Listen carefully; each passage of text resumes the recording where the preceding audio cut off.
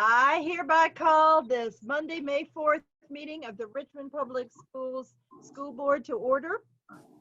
Madam Clerk? Okay, you ready for the announcement first? Yes.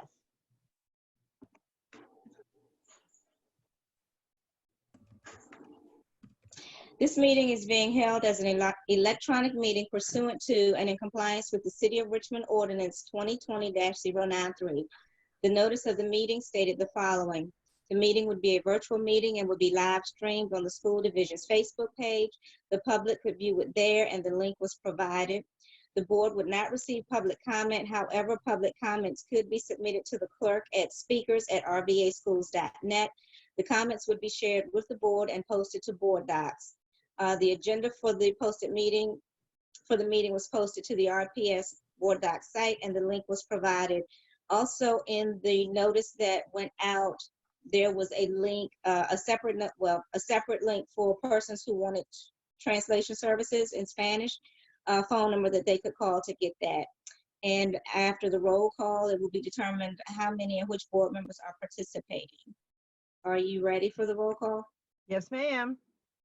Ms. Page? Yes. Ms. Cosby? Mr. Young? Here. Dr. Sapini? Mrs. Dorr? Here. Mr. Barlow? Here. Ms. Owen? Here. Mrs. Burke? Here. Ms. Gibson? Okay, you do have a quorum, Madam Chair. There are 6 board members participating at this time. All right. Thank you. All right, moving on to 1.03. Do I hear a motion to approve the minutes? I'm sorry, 1.02, you want to adopt your agenda? Oh, okay. Let's adopt the agenda. Skip that. 1.02. Do I have a motion to adopt the agenda? So move. Is there a second? Second. Madam Chair, quick question. Yes. I presume 6.04 will allow for some conversation relevant to additional plans for next year. In other words, I guess my question regards if we can read 6.04 a little literally to allow for additional conversation to include, for example, discussion pertinent to year-round school year and/or hybrid, virtual learning, et cetera, just to continue the discussions about providing some additional clarity to what next school year could look like. So that's my only question. If we can just read that a little liberally to allow for conversation, so long as it's relevant to COVID-19 planning for next school year. Mr. Cameras, do I see you nodding? Okay. Okay. So it has been moved and seconded that we adopt the agenda. Let's have our vote, Madam Clerk. Ms. Page? Yes. Mr. Young? Aye. Ms. Dorr? Yes. Mr. Barlow? Yes. Ms. Burke? Yes. And Ms. Owen? Yes. Motion passes 6-0. Okay. Now I get to go to 1.03. Yes, ma'am. Can I have a motion to approve the minutes of the January 21st school board meeting, the January 27th public hearing, the April 20th school board meeting, and the special school board meeting of April 23rd and April 28th? So moved. Second. Okay. It has been moved and seconded to approve those minutes. Is there any discussion? All right, Madam Clerk. Give me one moment. Board Docs is acting funny.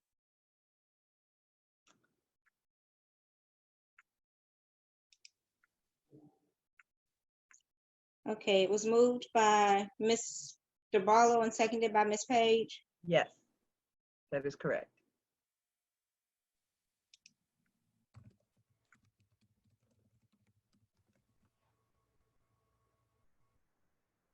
Maybe it's not Board Docs, it's my computer.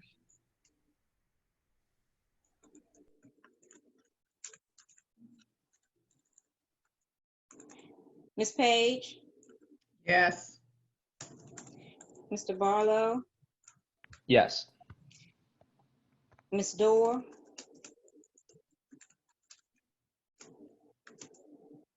Ms. Dorr, Yes, sorry. that's okay. Mr. Young, Aye. Ms. Burke, Yes. and Ms. Owen. Yes. Motion passes unanimously. All right, we move on to recognition. And our first recognition is to recognize Teacher Appreciation Week. I believe we have a resolution. You do, and it is on board docs. Did you want that read this evening? Oh, I think so. All right.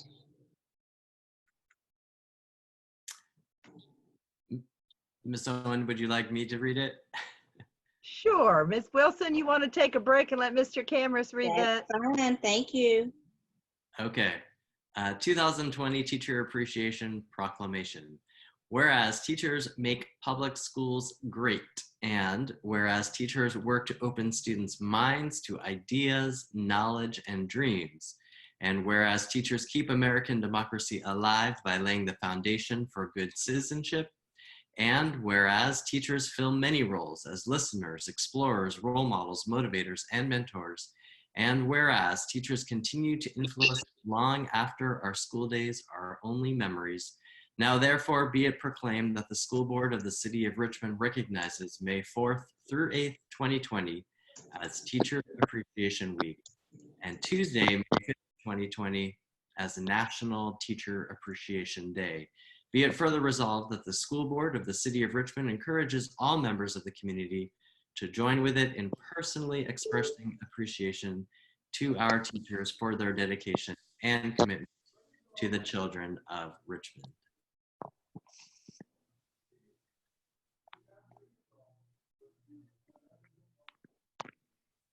Thank you, Mr. Cameras. And I think we all just appreciate all the work our teachers do all the time, but most especially now during this pandemic. Now, do we need to vote on the resolution? It's not on as a vote. You Okay. can. Sometimes you have and sometimes you haven't. All right, well, I think we are unanimous in affirming our appreciation of our teachers. Thank I you. think now we'll move to the Nurse Appreciation Week. Mr. Cameras, would you like to read that one as well? Sure. 2020 Nurse Appreciation Proclamation. Whereas each year the International Council of Nursing leads the celebration on International Nurses Day, traditionally held on the anniversary of Florence Nightingale's birth, May 12th.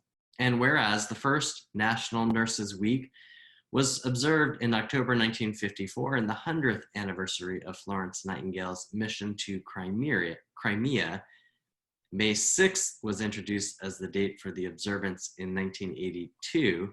And whereas since 1972, National School Nurse Day has been set aside to recognize school nurses and to foster a better understanding of the role of school nurses in the educational setting.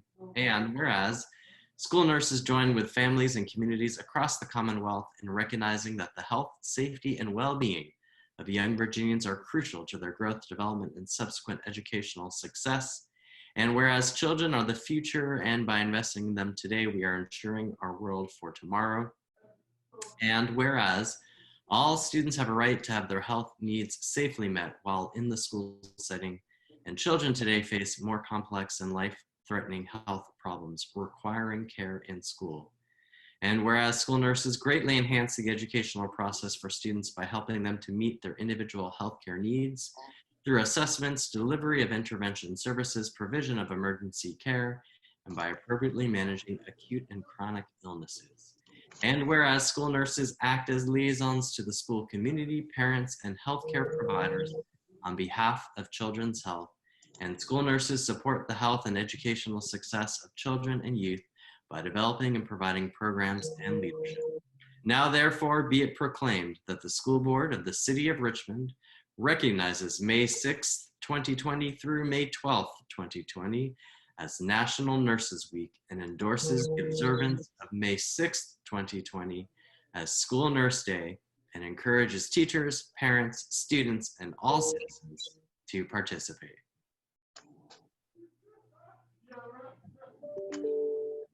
Thank you, Mr. Cameras. Once again, Seeing nobody complaining, I'm going to say that we unanimously also affirm our support of our amazing school nurses. And I don't know if we'll ever reach the point where we have one for every school, but that is our goal. So thank you, especially to those of you who share schools. Gosh, thanks, thanks, thanks. All right, moving on to public information. Since we have a long agenda this evening and a lot of public comment, a lot of public information, I'm going to ask that we do limit each read to 3 minutes. Is there an objection from anyone? Seeing none, Madam Clerk, you may begin with public information comments. Thank you. Thank you. The first one is Angela Menjivar. Dear school board members, my name is Angela D. Menjivar. I am a special education teacher at Martin Luther King Junior Middle School. I am also a product of Richmond Public Schools, specifically MLK, formerly Mosby Middle School. I have firsthand knowledge of the power of education and how it can lead to endless possibilities for children living in poverty and in high crime areas. Education gave me hope, vision, a purpose, and the prospect of having a promising future. After witnessing all of the negative things in my community, I knew when I arrived at school, I would be challenged and supported in ways that would enable me to succeed in life. When I think about my circumstances and my prior experience as an RPS student, it was with rare exposure to STEM opportunities that provided me with student growth and confidence. Due to funding constraints, these opportunities were only offered to a select group of students based on teacher recommendations and academic performance. I was fortunate to be recommended for STEM opportunities, which allowed me to connect my learning to real-world experiences and enabled me to develop skills and an interest for deeper learning. As a shy and reserved student, the peer-to-peer collaboration and blended learning prospects in the school and community settings allowed me to develop my communication skills and helped me to be more assertive. According to the National Education Association, when examining a variety of measures of academic achievement, certain groups of students consistently lag behind their peers who come from more affluent backgrounds.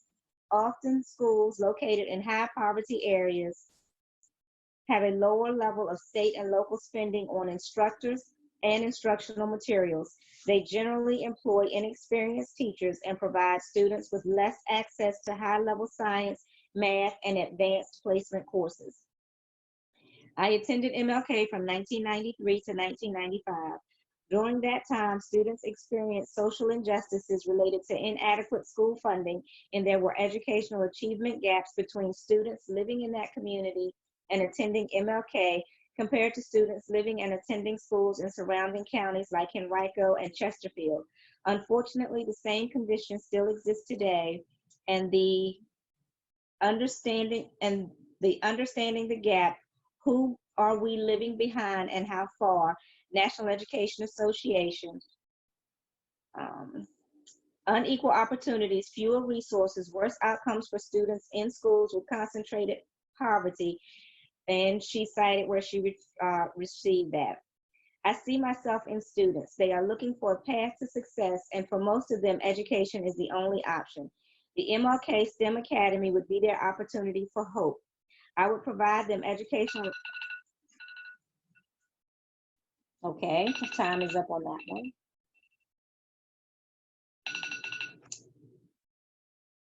Let's see.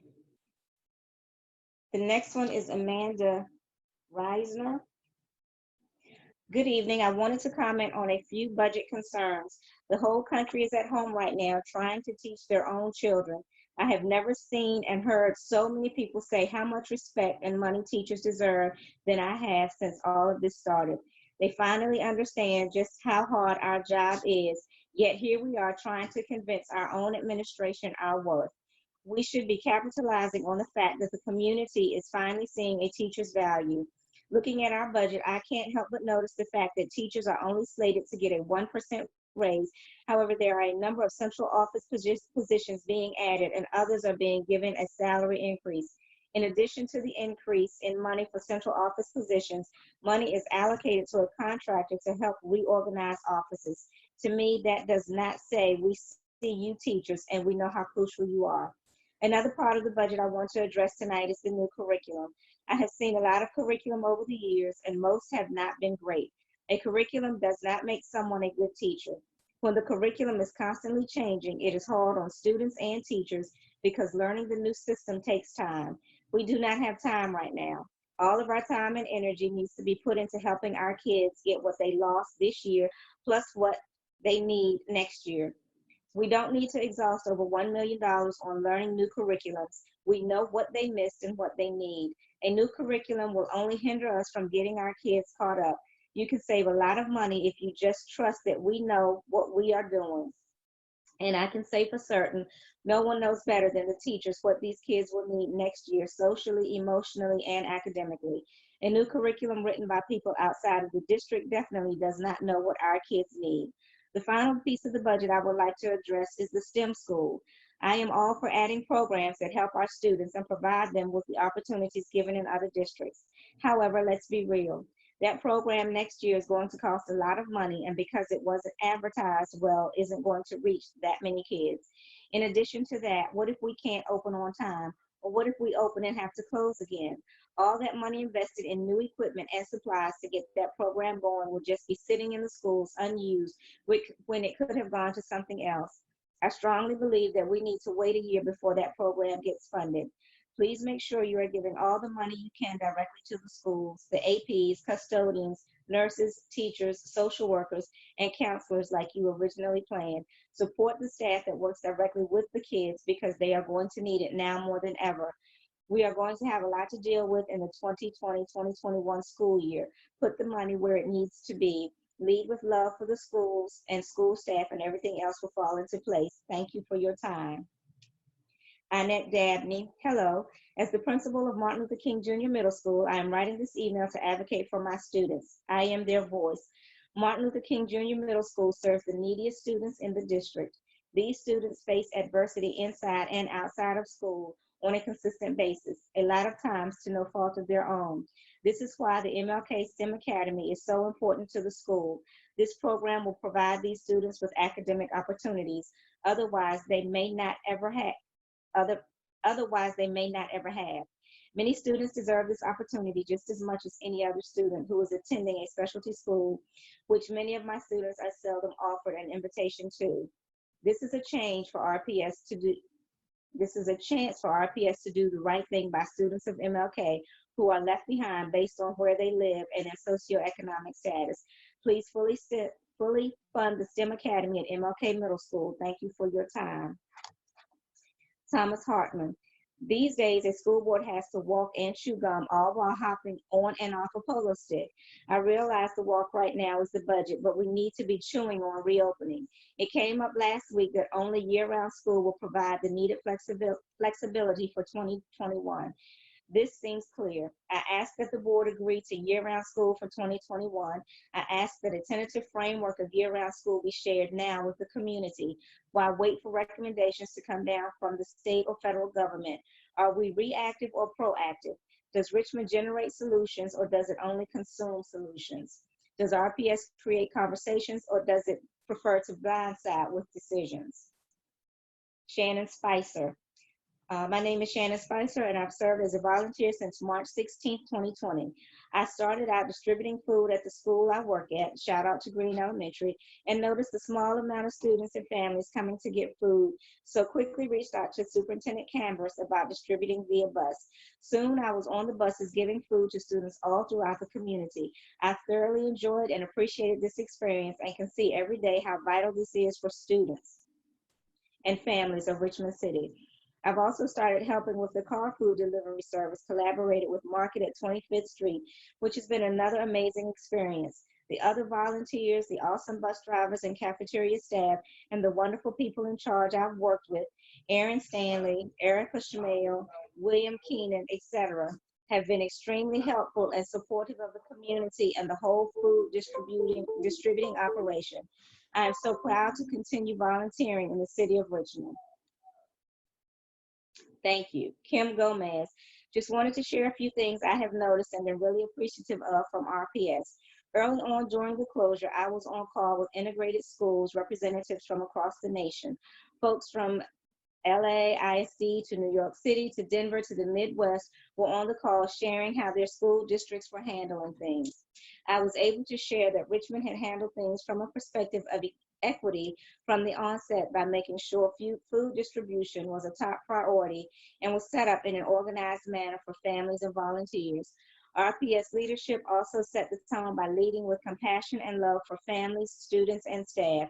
This was not the case, especially early on for many districts, and doing things in a way that prioritizes families who are the most negatively impacted first is a way in which RPS is showing leadership across the nation.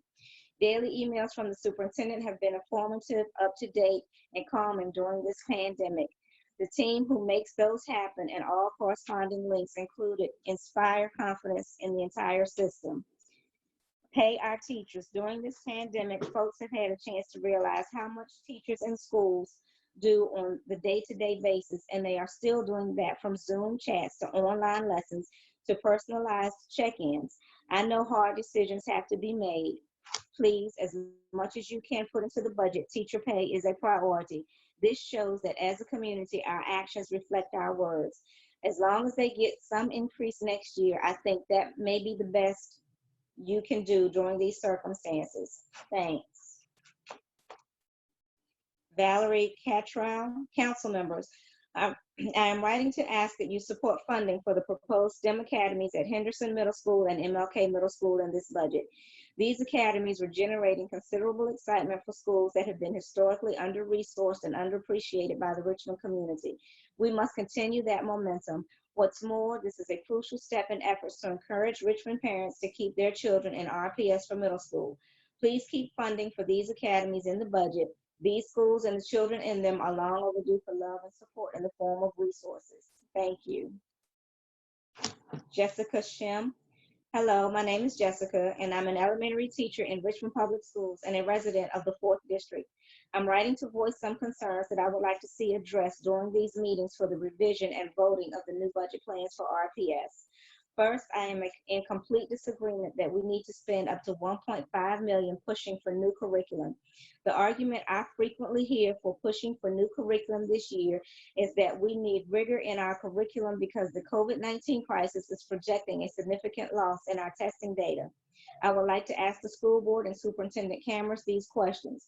Do you not trust teachers who are professionals in the field of education to create their own rigorous lesson plans without an unnecessarily expensive boxed curriculum that takes away the personality and autonomy of teaching? Do you really think that in this unprecedented time when the children of our community are undergoing stress and trauma, in addition to significant budget cuts, that academic rigor and standardized testing is what we should be spending $1.5 million on right now? By spending over $1 million on new curriculum, the administration is sending the message that they do not trust teachers with their jobs and that they are not prioritizing the socio-emotional needs of children during this time of crisis. Second, I am opposed to spending almost $2 million on a STEM academy when there is no public proposal for the plan. I would like to see a transparent plan of the proposed STEM academy, including all private partnerships involved, especially the amount of money flowing between public and private partnerships, and a detailed curriculum of what students will be learning that will be different from a normal public school curriculum. I would also like to know how, I'm sorry. Okay.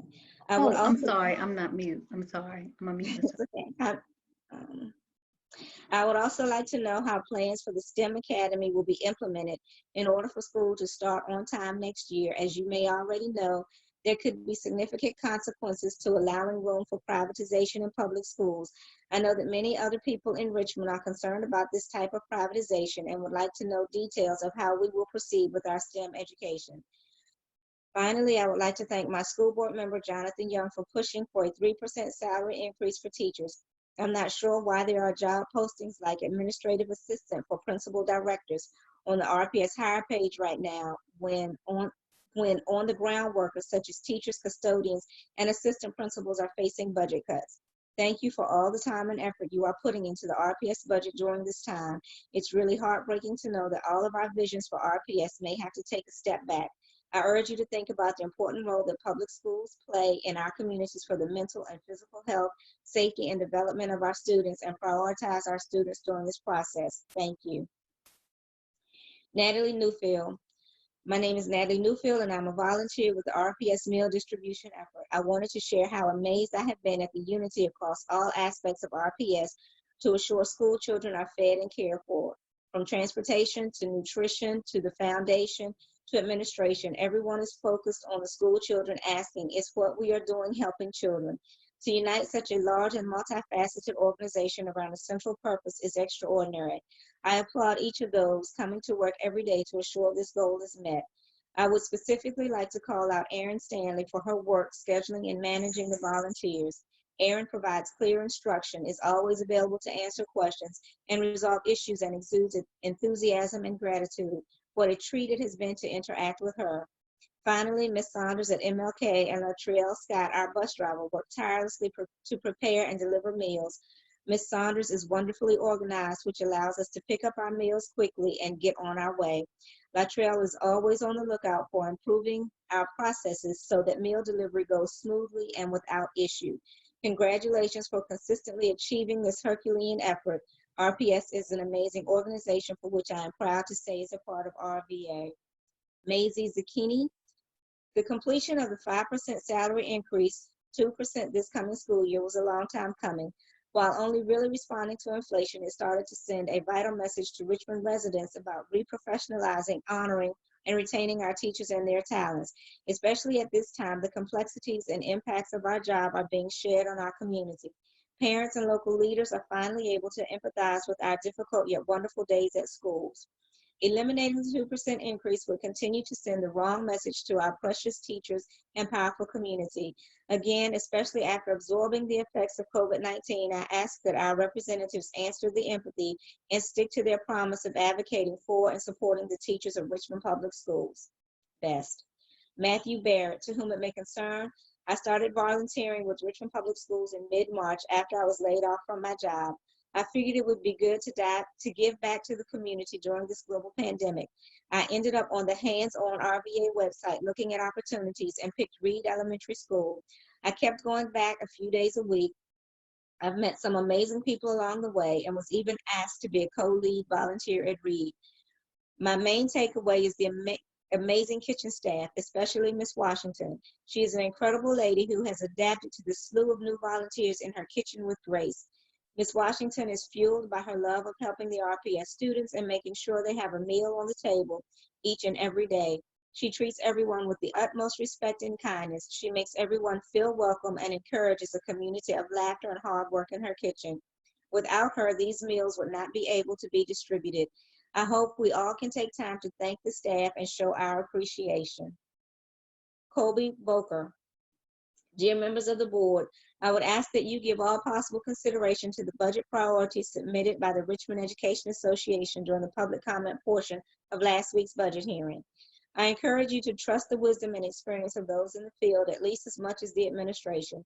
I believe that the administration most appropriately exists to serve RPS teachers, principals, and staff so that they in turn may best serve RPS families. The focus of the budget should be enabling them to be the best educators and mentors possible. This means backing their priorities and providing them with the resources, including additional staff, and support the need as much as possible. Therefore, I believe RPS needs a budget that prioritizes teachers, programs, and staff, including cleaning staff, attendance officers, and bus drivers to support our children, especially our ELL and BPI learners, over more staff for the administration, a STEM program that has not been planned out thoroughly, and new outside curriculum at a time when teachers are saying they don't want it or need it. I mentioned cleaning staff because the CDC guidance on operating schools in the fall will require far more cleaning than currently planned for by the administration. Do you have the administrative planning and budgetary planning in place to deal with whatever COVID-19 brings to us for schools in the next 12 months? Or will we find no funds and plans available because the budget assumes schools go back to normal in September 2020? Finally, I will just ask that you be more demanding of answers from the administration on behalf of your constituents. It seems to me that the last 2 budget hearings have been full of important questions that the administration has not answered. I hope you will get your answers this evening. Thank you. Mary Gresham, good afternoon. My name is Mary Gresham. Here are my comments I would like for the school board to consider. Due to the shock, trauma, and separation many of our RPS children have endured because of COVID-19, I would encourage all board members to fully support and fund any counseling services, wraparound services, and services offered to our ELL population through the Office of Family and Community Engagement. Counseling services will be a much-needed service for our students and staff members throughout the summer months and very well through next school year. Additional counselors should be funded in the 2020-21 school year. Graduation is a ceremony that children strive for 12 to 13 years of their young lives. Our division needs to actively come up with a plan and share it with the RVA community for our children who are seniors. In keeping with CDC guidelines, there are many ways that alternative graduation ceremonies can be held. It is my hope that this is a priority right now for our school division to recognize and celebrate with families who have seniors graduating. I am positive many people in the community will support alternative ways to have graduation. Last, thank you to Dr. Tracy Epp for the RPS Learn at Home platform. It has been a real lifesaver for my children who attend RPS. Also, thank you to Dr. Sade Harris and her entire team for reaching out into the communities and offering various services for families in need. I would just like to say that this school division has done so many things right for its students, staff members, and teachers. Thank you for your support through this crisis. Cassandra Gilboy, good morning. Here's my submission for public comment. Hi, my name is Cassie Gilboy, and I'm a first grade teacher at Broad Rock. I also serve as one of the site coordinators at Broad Rock for food distribution. First, I wanted to highlight the food distribution process.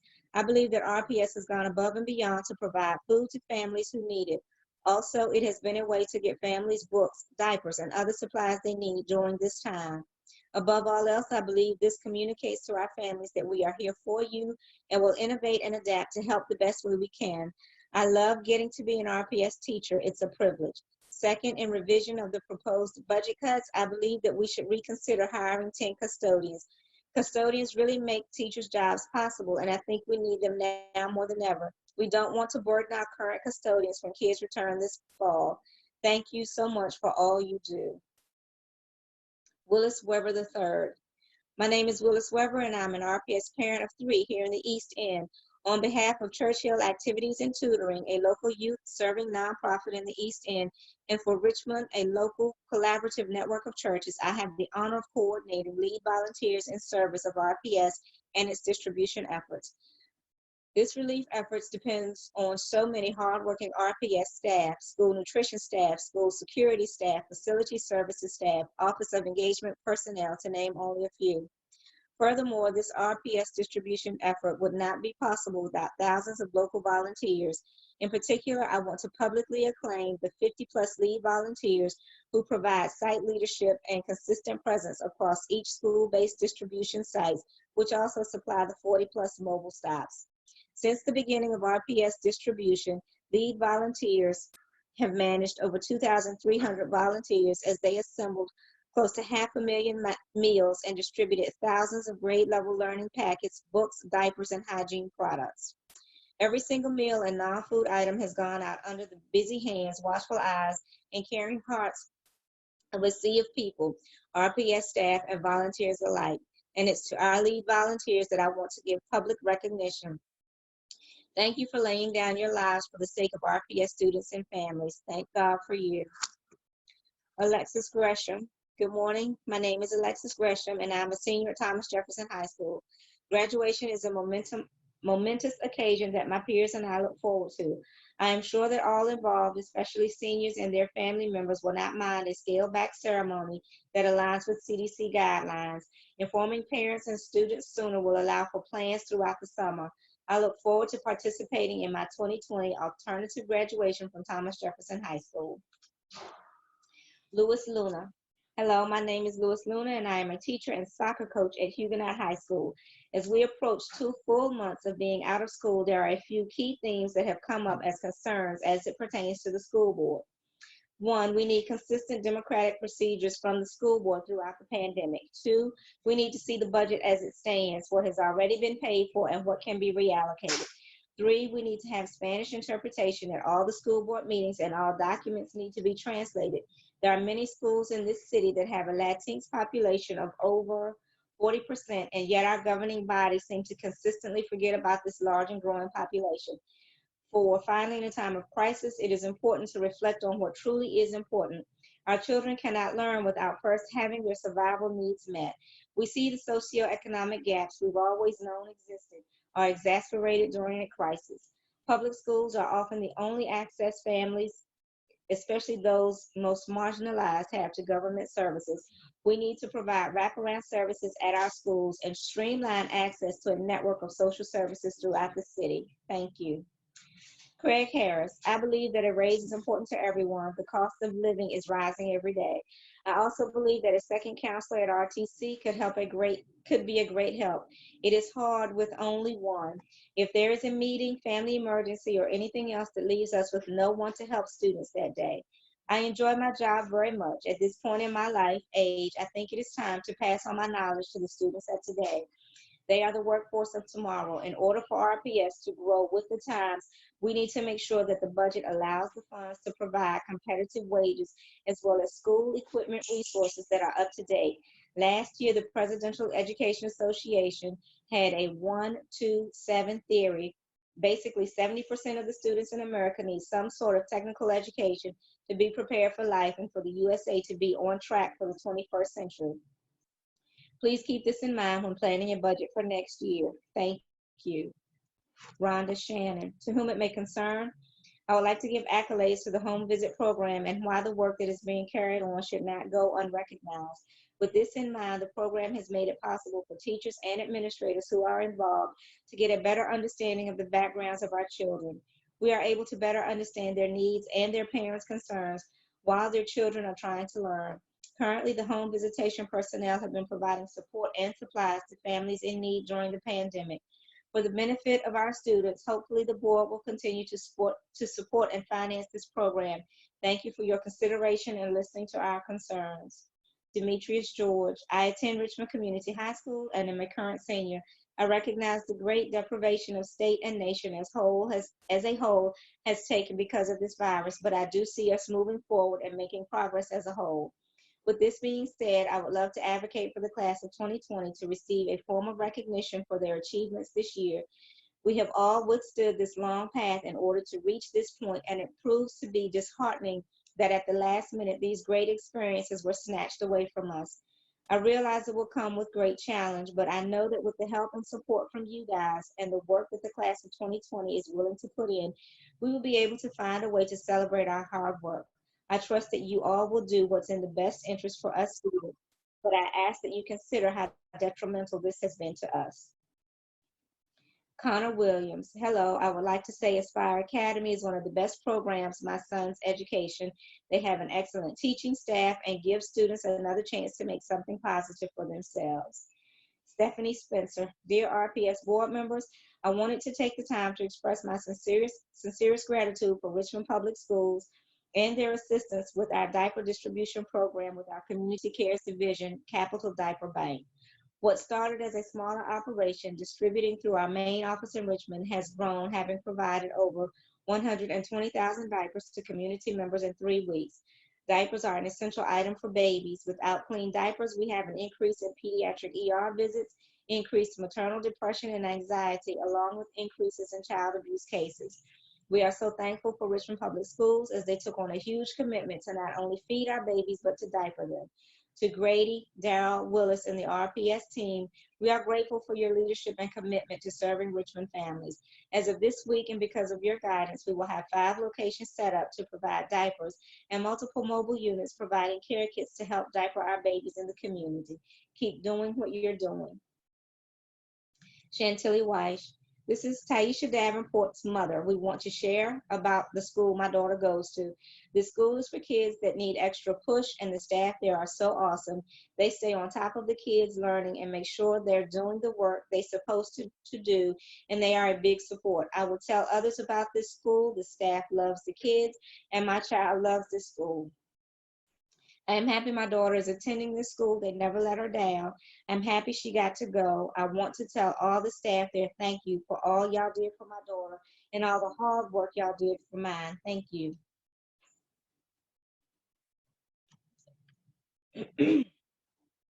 Ridgely Carter Mentor. Hello to all of the school board members. My name is Ridgely Carter Mentor, and I'm a teacher from Woodville Elementary School.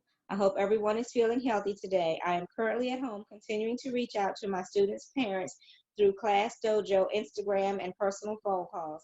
Our families are still without laptops, and I'm excited that our distribution day is coming up next week. This will make our virtual communication even better. Some of our school families have asked me to bring packets to them because of the lack of technology. This has allowed me to drive to their homes while practicing social distancing to give them support academically as well as personally. I have also given them the number to the RPS hotline and checked in on their mental wellness. These practices are well equated to the home visit team support. Chastity Rodriguez from the Home Visit Program has continued to check in and give us resources for our families and offered any specific help that they may need. The Home Visit Program has continued to be a bridge between academics and building better relationships with our families. This has been an intricate part, keeping the relationships fostered and ongoing. I want to thank the Home Visit team, and I ask that the Home Visit program continue next school year and it stays in the budget. Thank you. Allison Davis, the honorable school board members. There are many questions without solutions. During this COVID-19 pandemic, individuals are doing the impossible and sharing coveted resources such as money, time, worldly possessions, food, and more so that everyone has an opportunity to reach brighter days. The new education will need everyone to roll their sleeves when it is safe to resume our purpose for providing excellent opportunities for student learning. The coronavirus is consuming our financial resources. Unfortunately, our students will not receive many previously identified crucial educational materials.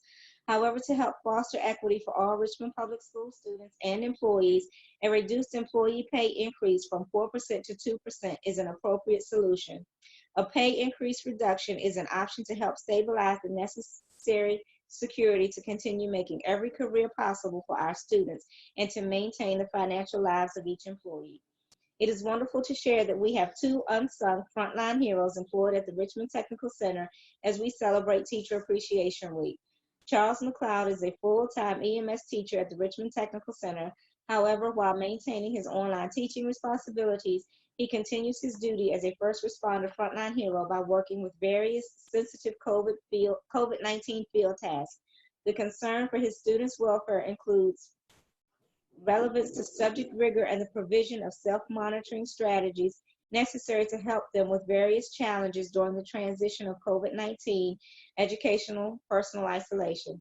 He and his wife have provided masks and gloves for students and their families as needed.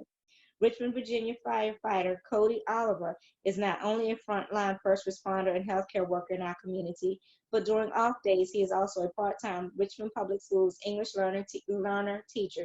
He spends most of his time at the Richmond Technical Center, although when necessary, this firefighter assists at other schools when needed.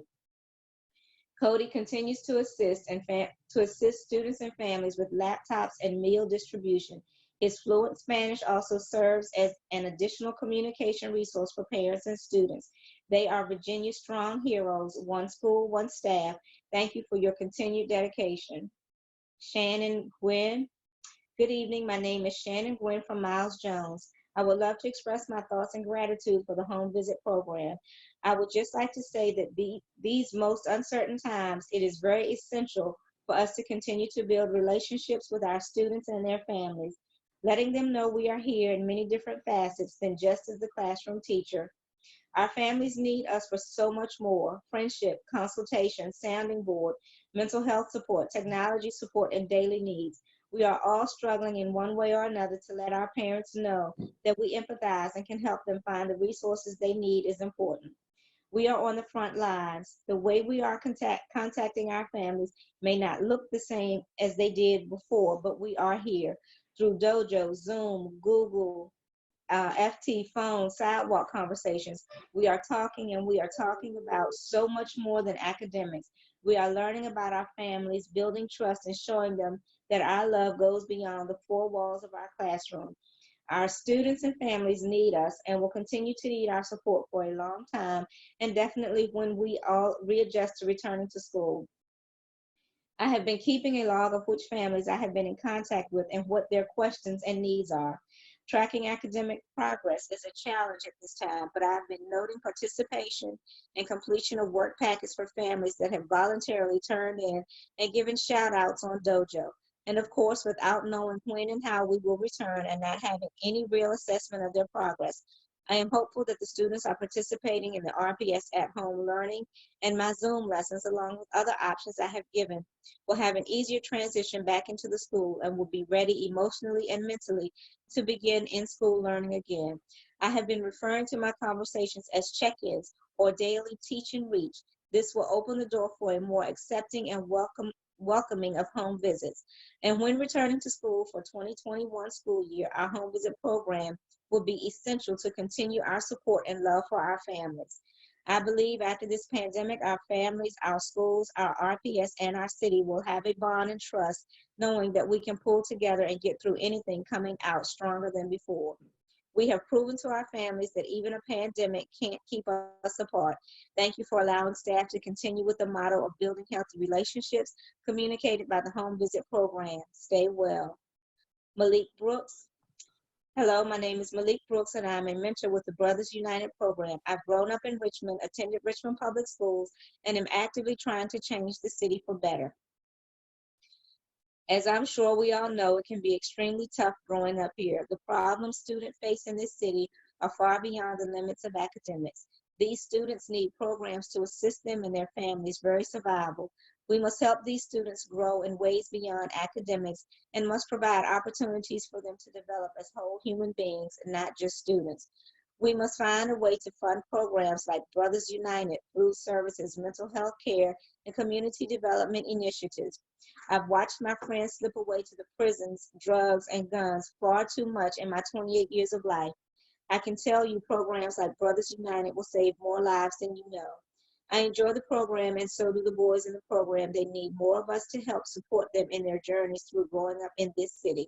Let's not lose another generation to the ramifications of 400 years of systemic abuse and neglect. You have the opportunity to lay the foundation for a brighter future than any of us have ever seen. Please fight for the funds. Let's keep this freedom train going. Keep going. We can't turn back now. Thanks, and be safe. Kamari Johnson. Aspire really helped me graduate from the situation I was in to where I'm trying to go now. Aspire made it happen. I strongly think that if I didn't go to that program, I wouldn't have ever found my career path instead of just working for my life. So I'm glad I got to take this time to tell you guys and ladies about it. Emily Wyman. As an unemployed Richmonder, I've been so grateful to have the opportunity to contribute to the RPS mission. It's truly in giving that we receive so much. Darrell Williams has been a fantastic coordinator, and I've enjoyed working with him. Last week, I was able to drive families without transportation to pick up their laptops, and the week prior, I helped set up mobile hotspots. The families were so kind and appreciative. Everything went smoothly. Thank you for giving me a reason to get out of bed and safely organizing opportunities for me to help my community.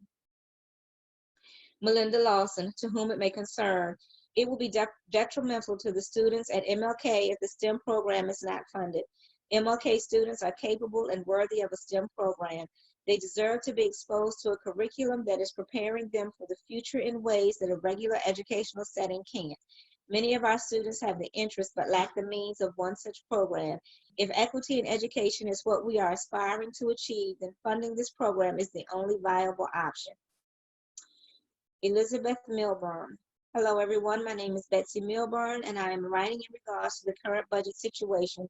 First, I do advocate for a raise for all RPS employees.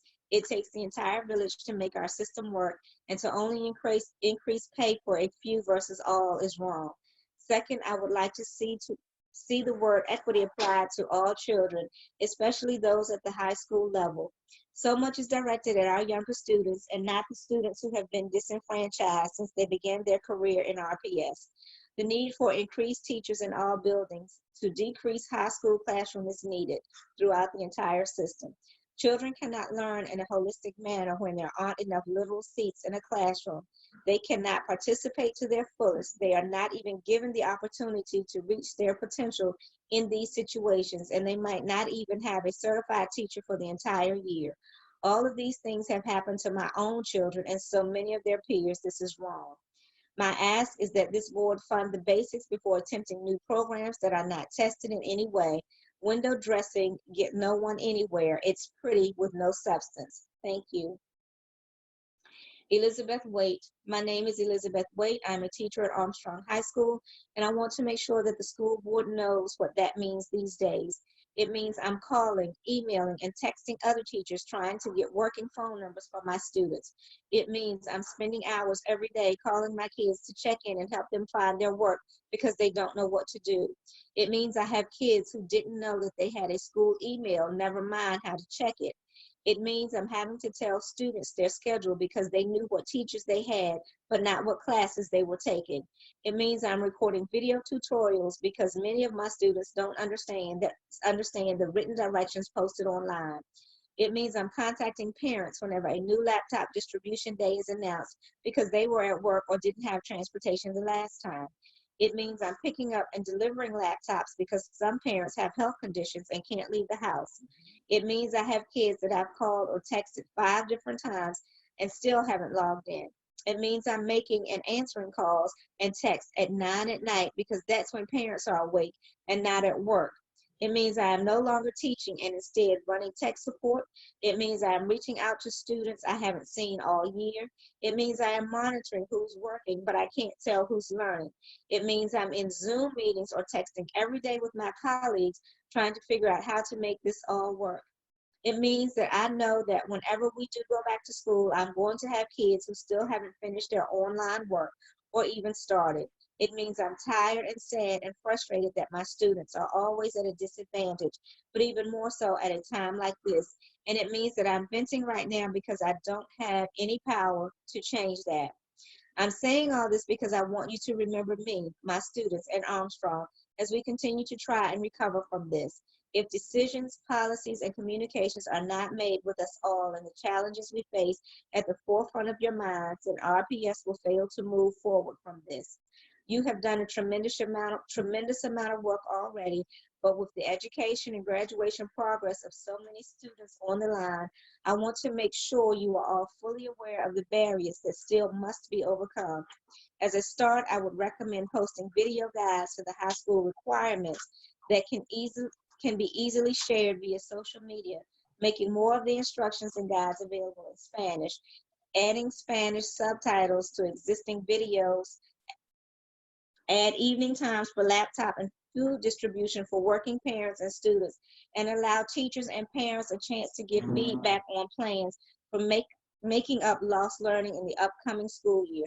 Also, since it's Teacher Appreciation Week, please show us your appreciation by keeping our pay raise. Thank you. Audrey Short, dear RPS representative, first, thank you for all that you are doing. As a fellow educator, I am impressed with a lot that I have seen and would like your team to feel appreciated for all of your hard work. I understand that you are taking public comments, raise the budget, and I just wanted to express support for the STEM academies. I'm sorry that in the busyness of full-time work, which I know I'm privileged to have, and childcare, I don't have the bandwidth to compose a detailed email to express my support in a timely manner.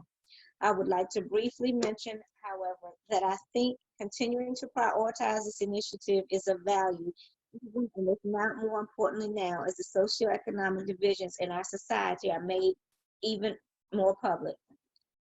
As a parent of a 5th grader at Holton with the intention of sending our child to Henderson in the fall, I am invested in the idea of quality education for all in the RPS STEM initiatives.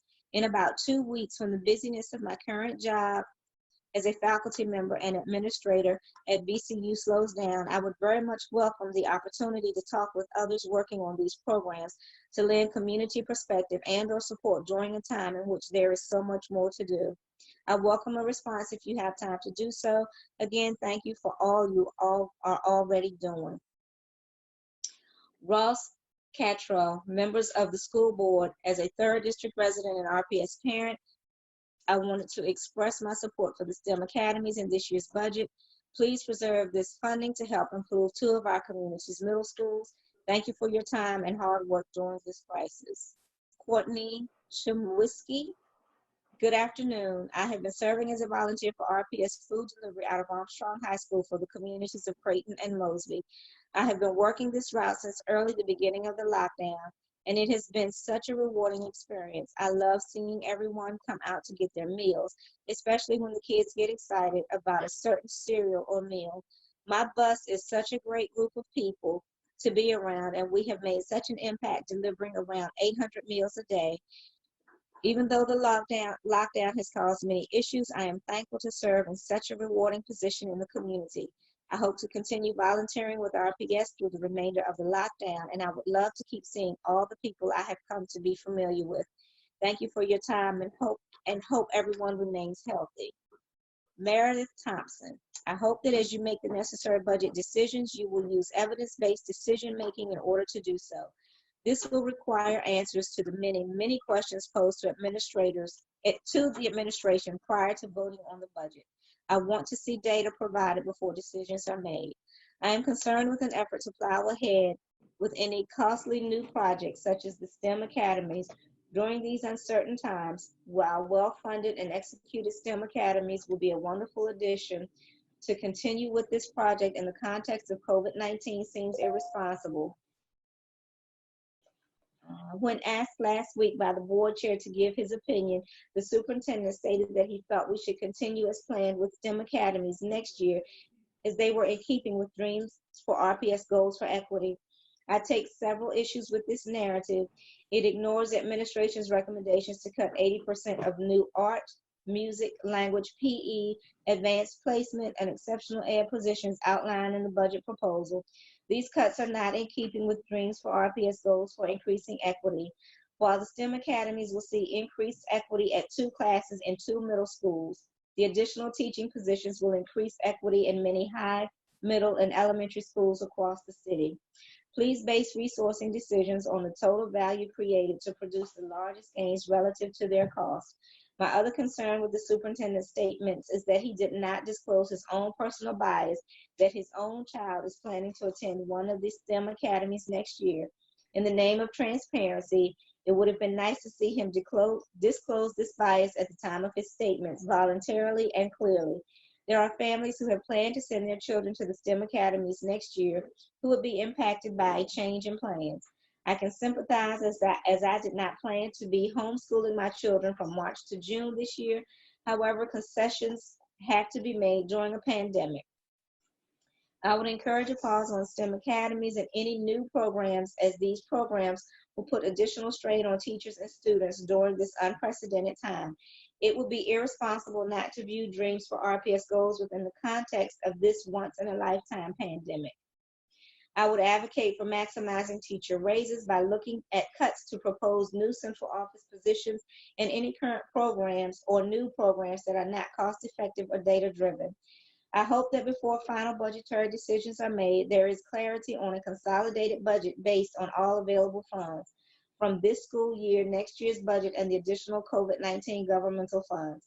That performance data is made readily available so that the budget process is informed by valid and reliable data on fiscal and academic performance, and that additional pandemic funding is considered based on new contingency plans presented with cost implications. Catherine Marchetti, $9.4 million is a hefty price tag. It is still less than half of the $19 million in new funding you get to allocate. This pandemic has shown us that teachers are truly invaluable to our community, and it is time that their paycheck starts to reflect that. Teachers have proven that we don't need a fancy program or new scripted curriculum. In a matter of weeks, we were able to develop amazing online lessons to reach our students where they are. We just need the autonomy to do what we are trained to do and a paycheck to reflect the monumental task that we have in educating the next generation. I understand this will not be an easy decision, but I urge you to put the 4% teacher raise at the top of your priority list. Our teachers deserve it and our students deserve it. Thank you. Beth Sprinkle. Hello, RVA School Board. I am serving as a lead volunteer coordinator for meal assembly and mobile distribution at G.H. Reed Elementary School, along with Rachel Burton and Matthew Barrett. We believe that Keisha Washington is one of the best RPS cafeteria managers ever. She and her team, Carrie Langford, Dale Sandra, and Jarena Smith, have been enthusiastic in their welcome to volunteers and their daily mission of feeding RPS students. Dedicated and professional in their work, and hopeful and flexible in the midst of many daily changes and challenges. It has been a pleasure and a privilege to work alongside with Reed's cafeteria staff. Cindy Robinson. My name is Cindy Robinson Carney, and I'm a proud product of Richmond City Public Schools. My mother raised 4 children as a single parent, and even though she did the best with what she had, we never did make it above the poverty threshold. We lived in subsidized housing and relied on government assistance for food and shelter. Many studies would argue that I was supposed to have been ensnared by the cycle of poverty, succumbing to the fate of my incarcerated father, or dropping out of school as so many in my family. But those studies must not have met the teachers in RPS. Today, I am not only a proud product of RPS, I am also a proud first-generation college graduate and postgraduate. I have served as an educator with RPS for over 14 years, and I absolutely love this work because I know that what we do is magic. And there are countless RPS teachers and RPS students who no doubt share this story, have witnessed firsthand this kind of magic. Education has the ability to break chains and unleash potential where many would say there is little to no hope. Again, this is why I am here. I can think of no greater current endeavor in this district designed to unleash potential in our most forgotten groups of students than that of the Passion for Learning Initiative. The Passion for Learning Initiative at its core is driven to reimagine our schools and tap into the natural curiosities of every child.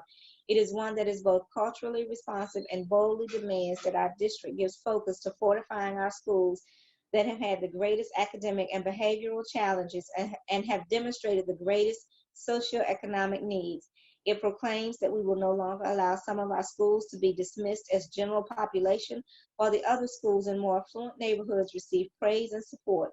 This initiative calls our attention to the fact that every school, every family, every child, no matter where the child lives, deserves an absolutely amazing school experience.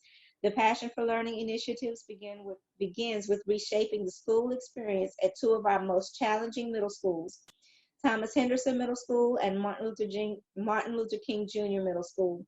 The STEM academies are on schedule to launch this fall for rising 6th graders with a myriad of dynamic community partnerships, rigorous and innovative curriculum development, rich and robust professional development, creative plans to redesign the learning spaces at both schools, and most importantly, a healthy population of over 300 excited students eagerly anticipating the opening of their new schools.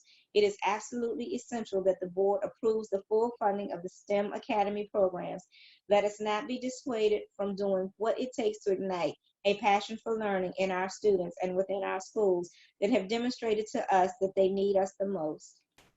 And that concludes the comments that I received in accordance with your guidelines.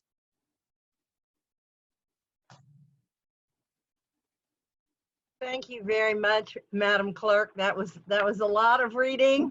It was. And you did very, very well. And thank you to everyone who submitted public comments for us this evening. I appreciate your taking the time to let us know what you're thinking, and know that we have it on board docs. We can go back and reread anything we want to. Appreciate you very much. Okie dokie. Moving on to budgetary items. 4.01 to discuss FY20 and FY21 budget updates. Mr. Camrus. Thank you, Ms. Owen. I am going to share my screen to walk through the presentation that we have on board docs. I do apologize for not being able to upload it earlier, just with the skeleton crew working, trying to pull together all this information. It just took quite a bit of time, but I'm glad we're able to discuss it this evening. So with that, let me see if I can make this work. Okay, can you see it? Yes, sir. All right, fantastic. So there's a lot of different pieces here.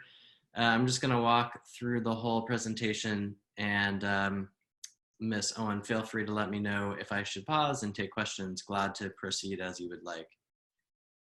Okay. So first, an important update. This chart here you should recognize. This is a summary of where we were or where we have been in terms of our discussions. Our revenue up about 19.4 million. The board approved expenditure increase of about 44 million, giving us a shortfall of about 24.5 million. Well, the state put out more precise revenue numbers, and it was to our benefit, about $500,000 to our benefit. $497,795 to be exact. And so instead of coming up with about $24.5 million in reductions, we only need to come up with about 24 million. To be precise, $24,006,315. As you'll see in some of my later comments, my recommendation would be to use that newfound funding, as it were, to support the elementary behavior pilot, where clearly there was a great deal of board support. So just wanted to make sure everyone got that, that important update. The next 6 slides just lay out the same proposal that you have seen now for a couple of weeks. I included it in here again, just so you have it all in one place, so you didn't have to toggle between lots of different documents. As a reminder, this was created before that update I just provided you all with, so it still assumes a 24.5 million reduction as opposed to a $24 million reduction. And again, here is the familiar spreadsheet.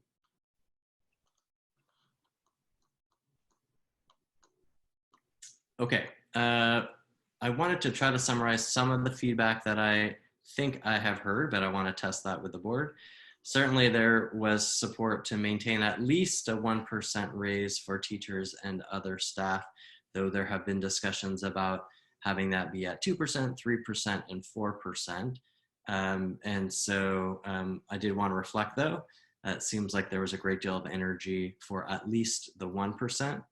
It would be very helpful to the administration if we could settle or at least get a consensus this evening on whether it's 1, 2, 3, or 4, or something in between, so that we can provide an updated version of the budget for the board to consider. Second, it's clear, there seemed to be a clear consensus about the behavior intervention pilot for elementary school students. As you note, or as I note there, that could be funded by the slight increase in the state revenue. And then it appeared there was a consensus around maintaining the STEM academies, but also a push to continue to look for ways to offset costs with other funding resources. There were lots of other line items that were discussed: the equity fund, the AP teachers, the art, music, language teachers, a number of other matters. I did not take away a clear consensus yet on how to proceed, and so to the extent we can try to raise up, if there is a consensus tonight on some of these other big items, that would be very, very helpful. One of the questions that we received is how much money do we have left over in FY20? So we've been working to scrub all the budget documents to try to give you as accurate a picture as possible. And so in the next set of slides, we have our general fund balances for anything that was 10,000 or more. We chose that threshold because below that there are many, many accounts, some with very few dollars in it. It just didn't make sense for us to spend the time, nor did we quite frankly have the time to investigate all of this. So looking at everything that was 10,000 or more, and I will try to walk you through this now. Starting with the school board's budget, you'll see dues and fees. This was budgeted at $21,750 in FY20. The balance as of May 1st was $10,160. I left these columns next blank because I wasn't quite sure if the board was planning to use those funds over the next month in essence or not. It's a relatively small amount of money in the scheme of things, but did want to list it here since it was over $10,000. Ms. Owen, I'm just going to keep going through the rest of this if you'd like. Yes. Okay. I have a reserved contingency account, and we are proposing to put the remainder 40,200 in the quote available bucket, meaning monies that are available to us either now or in fund balance. So wouldn't be spending any more of this year. Moving to the academic office, a series of items here. I'm not going to go through each one. You can see in the notes column, it shares what these items are for. Again, this last column is what you want to look at in terms of what is available. This column, well, I'll just go through, for example, this one, materials and supplies, budgeted at $504,747. The balance left as of May 1 was $217,375. That is also, well, that might have been, apologies, that might have been a typo. The remainder is scheduled to be spent, so nothing left over. It goes like that through each of the offices. As you can see, this is all the academic office, and then the talent office, then the schools office. You'll see a few items where there are some savings left over. The engagement office, nothing left there. The operations office, I think the most significant thing I want to draw your attention to is this 1 million in student transportation that we are projecting would potentially be left over. This assumes that some of the contracted transportation that we normally pay, we would not. And that is in part because as we have reached out to the contractors, some of them have already taken a PPP grant and so wouldn't be eligible for payment by us, or some workers have already taken unemployment insurance. And so if we were to then pay the contractor, they would lose the unemployment insurance. So there is an expected roughly $1 million savings there. The other item I would draw folks' attention to is the utilities bill, projecting about $100,000 in savings there. Though again, obviously that has a lot to do with what the weather is like and things of other nature. And then Dreams for RPS, all that's really left is the funds for the curriculum, largely speaking.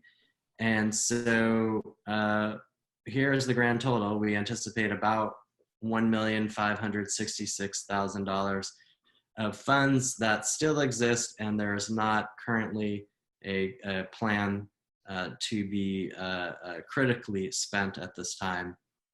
It's the administration's recommendation that we reserve those funds, and in essence, they would roll over into the fund balance or cover any other unexpected costs in FY20. So that's a summary of where we are in terms of our FY20 funds. We were also asked about central office vacancies. These are the current general fund central office vacancies. You see there's 16. Tracy can speak a little bit more if folks have questions about the academic ones.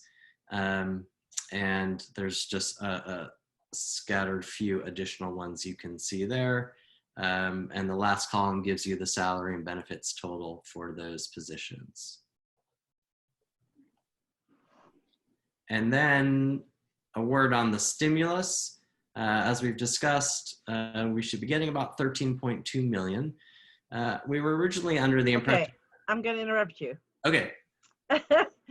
Before we move on to that, let's stop right here. We have Mr. Barlow and then Ms. Dorr with questions. Sure.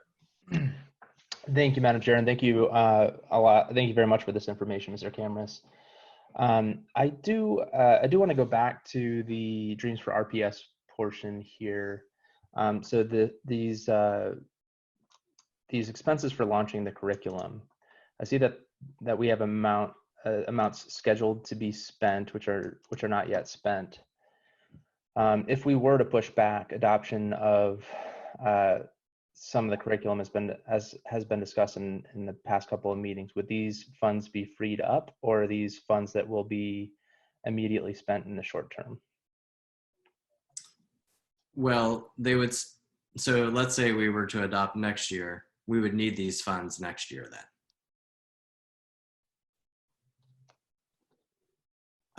That may not help me understand your question again, sorry.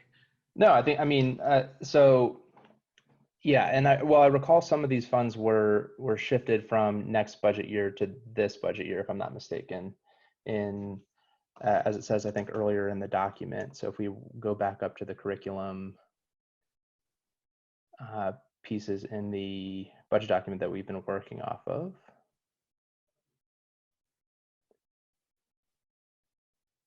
Unless I misread something here. Yeah, I think you're probably referring to this. Yes. Yeah.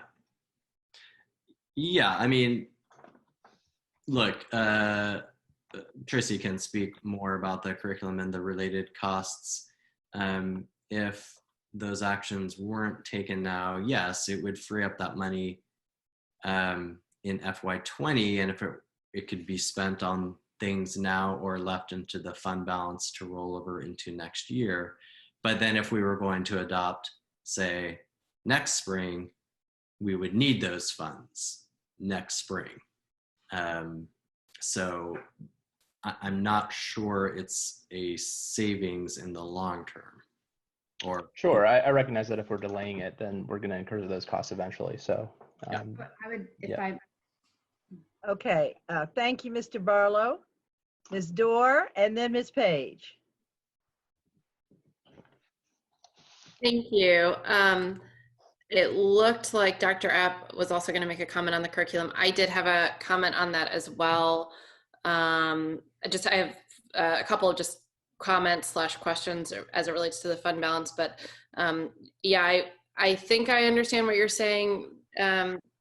Camrus, but then my follow-up question would be, then we're also projected to spend an additional $300,000, I believe, next year on curriculum materials. So I guess so the 1 point, it looks like there's quite a bit in early literacy, elementary math, ELA, about 1.2 million to be spent this year, and then another, I think it's 300,000 to be spent next year. So just kind of would like some additional color around that. My other comments, another comment related to curriculum, it looks like the SOL algebra readiness, item 5211, there's $478,000 left to be spent. Given that we're not doing SOLs this year, I'm wondering if you could speak to that. I'm glad to see that you're actively negotiating the printer contract.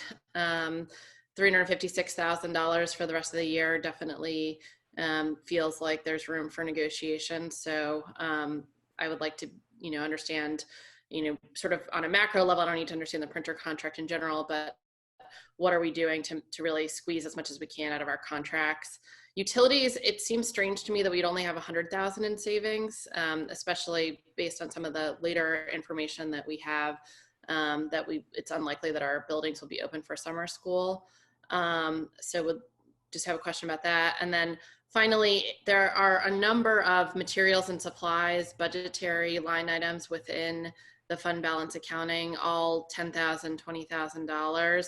It feels like, I'm mindful of getting too into the weeds, but it does just feel like there are a lot that, as I was scanning through it today, there are a lot of, sort of $10,000, $20,000 materials and supplies. I don't have a lot of color as to what those are. And, you know, yes, it's a little dollar amount, and I agree with the general philosophy that we should be focused on big dollar amounts, but I'd be interested to understand kind of what rigor do we have around some of those sort of more amorphous budgetary line items, and what fidelity do we have around preserving those funds. So those are my questions. Tracy, do you want, oh, Ms. Owen, do you want us to respond or? I think, yes, please. And she had two different buckets of questions, I think. Do you have all those, Mr. Cameras? I don't, but I think it was largely Tracy. And then I might ask Michelle to chime in since she did a lot of the work to help prepare the budget document. Thank you. On the curriculum dollars, we have dollars budgeted in both current fiscal year as well as future fiscal year, which aligns to the actions we outlined in the Dreams for RPS strategic plan. We knew that we wanted to be able to purchase materials before the fiscal year ended, this current fiscal year ended, before school year ended, so that teachers would have access to those materials and we could begin professional development. So we wanted to be able to do a bulk of that purchasing and professional development contracting prior to the end of the current fiscal year. Additionally, but that would not cover the full cost. So we wanted to cover the first chunk of expenses, and then have money in the upcoming year to continue with adoption.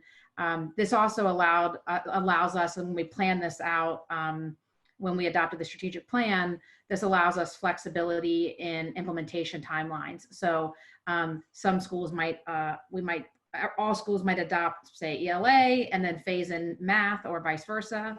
And so the bulk is in this year's budget because we want to execute that contract before the fiscal year ends. And the dollars in the FY21 budget are for any remaining costs and or year 2 implementation support that we would, again, want to execute before the end of next fiscal year. Much of our curriculum adoption work happens in the summer, or curriculum preparation and implementation work, when you do that well, happens in the summer. And so we didn't want to have to wait until July 1 to begin that work.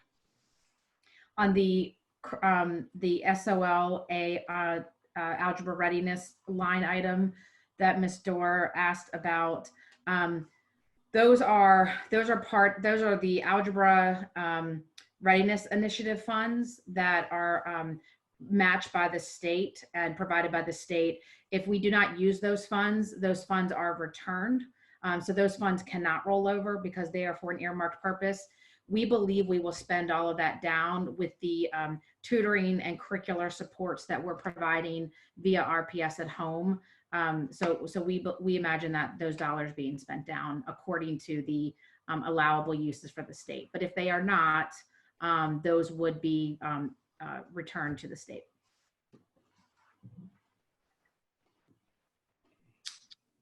And then, thank you, Tracy. Michelle, did you want to take a couple of the other operational questions?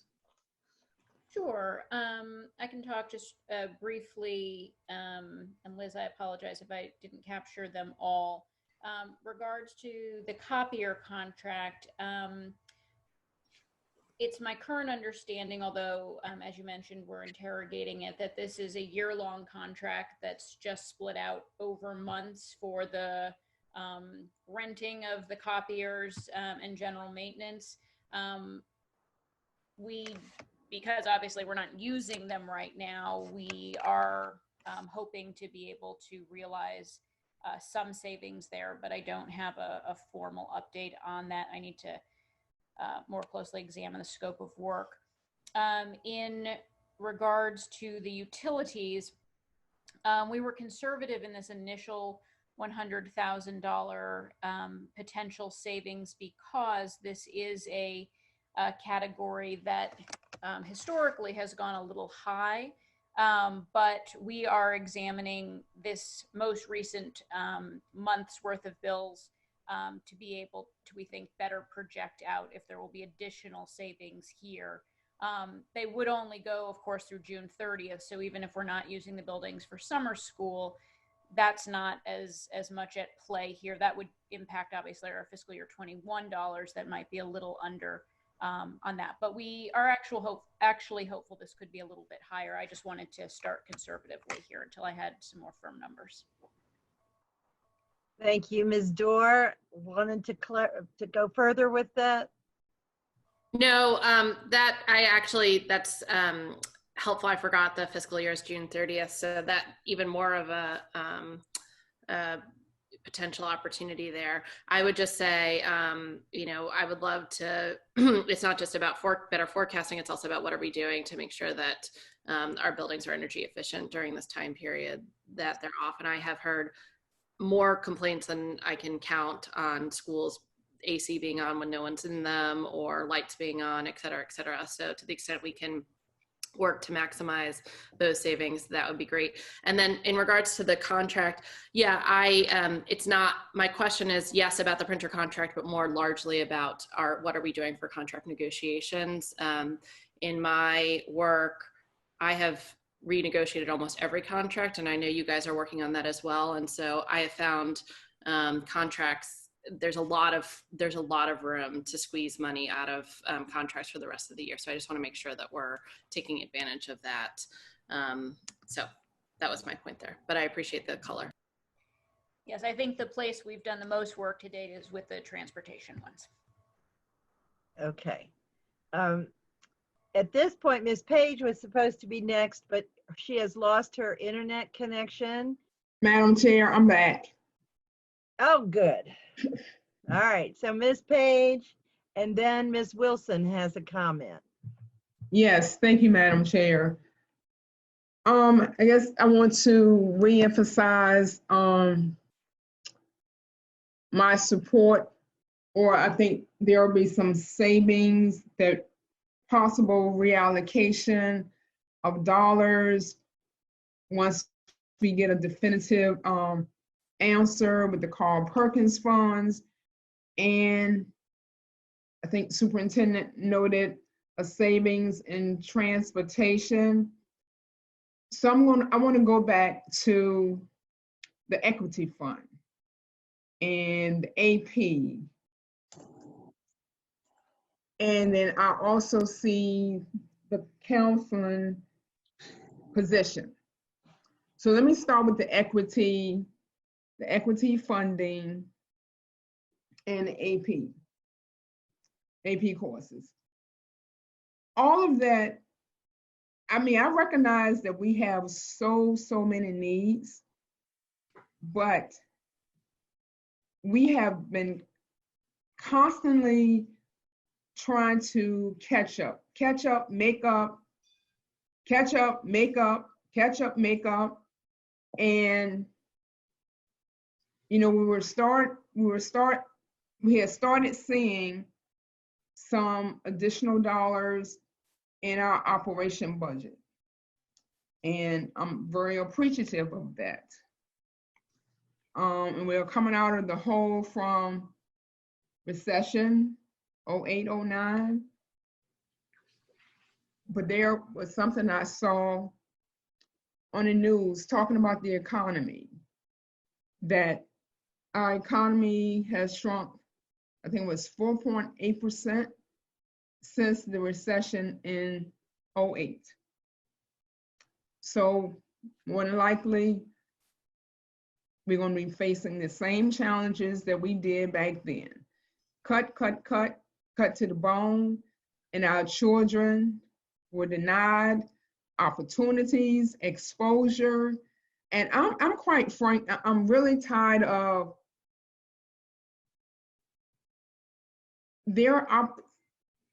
we have got to improve our equity. We have got to decrease the digital divide, the opportunity divide. And so I am very supportive of maintaining our equity funding and the AP courses, Because again, those are opportunities for our students to be able to compete and level the playing field. So I hope that we find those dollars that we can reallocate in the Carl Perkins Fund to support the STEM Academy and the Transportation Fund as well. So I'm a huge proponent of that, because we talk about equity, but we got to be about equity.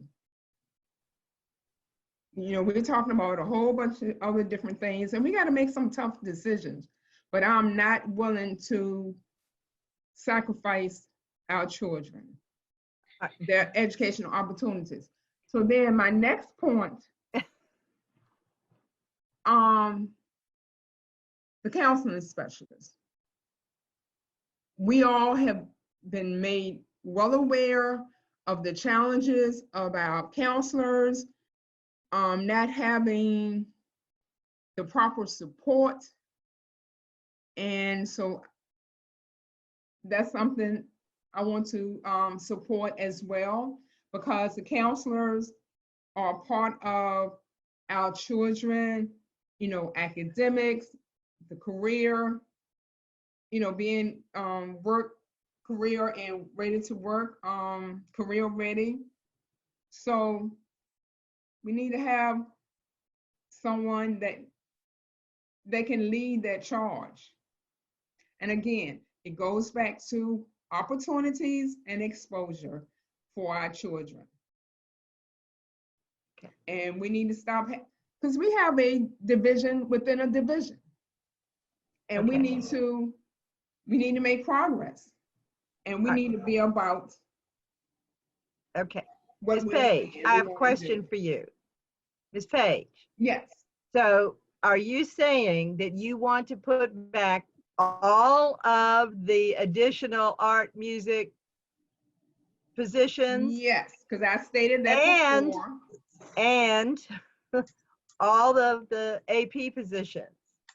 And you No, think, the where AP does that money courses, come from? The Remember, AP courses, right, the AP courses and the equity funding. And I said to identify, we should be able to identify the savings in our Carl Perkins Fund and in that transportation. Yes. but I will just to be difficult here, those funds are one-time funds. When we talk about adding this many more positions, they are ongoing funds. I'm not So- talking about the positions. I'm talking about the funding for the equity funding with the music, athletics, Right, the those are priority positions. schools. Those are teachers, right? Wait a minute. It is 1 point. Help me, Mr. Cameras. I'm just trying to get it clear in my head. Yeah, Well- because because he has control of the screen, I can't. I had made note of the action item. Yeah, there's a couple of different things going on here. We have the 10 art, music, language, and PE teachers for equity of offerings. I think Ms. Page was talking about that. Right. We also have the 12 additional AP and other advanced course teachers. I think Ms. Page was talking about that as well. Mm-hmm. And then we have the equity fund, which was more for individual things that particular schools needed, like we did this school year. And that is, I am blanking on where it is myself. Jason, it's in priority 5 or related to priority 5. Ah, thank you. Yeah, it's right here. So as you'll recall, we gave 5 schools 90,000 each this year. Carver Woodville, Fairfield, a couple of others. And this fund, of course, we would love to continue, but again, we're just trying to find a way to make the numbers add up. Right. So I think there will be some savings or reallocation of funding with the Carl Perkins grant that, Yeah, Dr. Epp, do you have any additional information on that one? And then I go ahead and answer that. And then I did want to say something about. Yes, we can submit revisions and amendments. It's already been submitted for approval it's with the state, but once that's official, we can submit amendments and revisions for allowable expenses. I want to remind the board that it is it's under $1 million in terms of allocations, to about 960,000 in terms of allocations. So just just to understand the amount of money available to adjust there. And I think we will need to be refreshed on then what we're giving up. Okay. All right. I've got people waiting, so I'm not sure. Are you all through dealing with Ms. Page, Mr. Camrus, Mr. Desko, Dr. Epp? Or shall I move on? and I think I stated about I support at least a 1 to 2% 2% raise. So again, to support the needs of our students as well. Okay, Ms. Wilson. Madam Chair, I just wanted to address the funding in the line item in the school board office that Mr. Cameron spoke of. That money is for you all to pay dues and fees to VSBA. So it will be used once we get the invoice in. Okay, our annual dues. Yes, For this current year, for the next year. but we pay it out of this year's budget? We'll pay a year in advance, yes. Okay, and is that $10,160? Is that going to cover? It has not gone up much. I won't know until later in the year when I get an invoice, which usually comes in, it should be coming in soon, definitely by June. And then I will Okay. know what it is. Okay, so we should leave that alone. Temporarily, yes, I would. Okay. All right, Mr. Barlow. Thank you, Madam Chair. I don't want to keep raising my hand here, so I'll just go through a few quick questions quickly here and one point that I'll make. So first is with respect to the VPI transportation savings.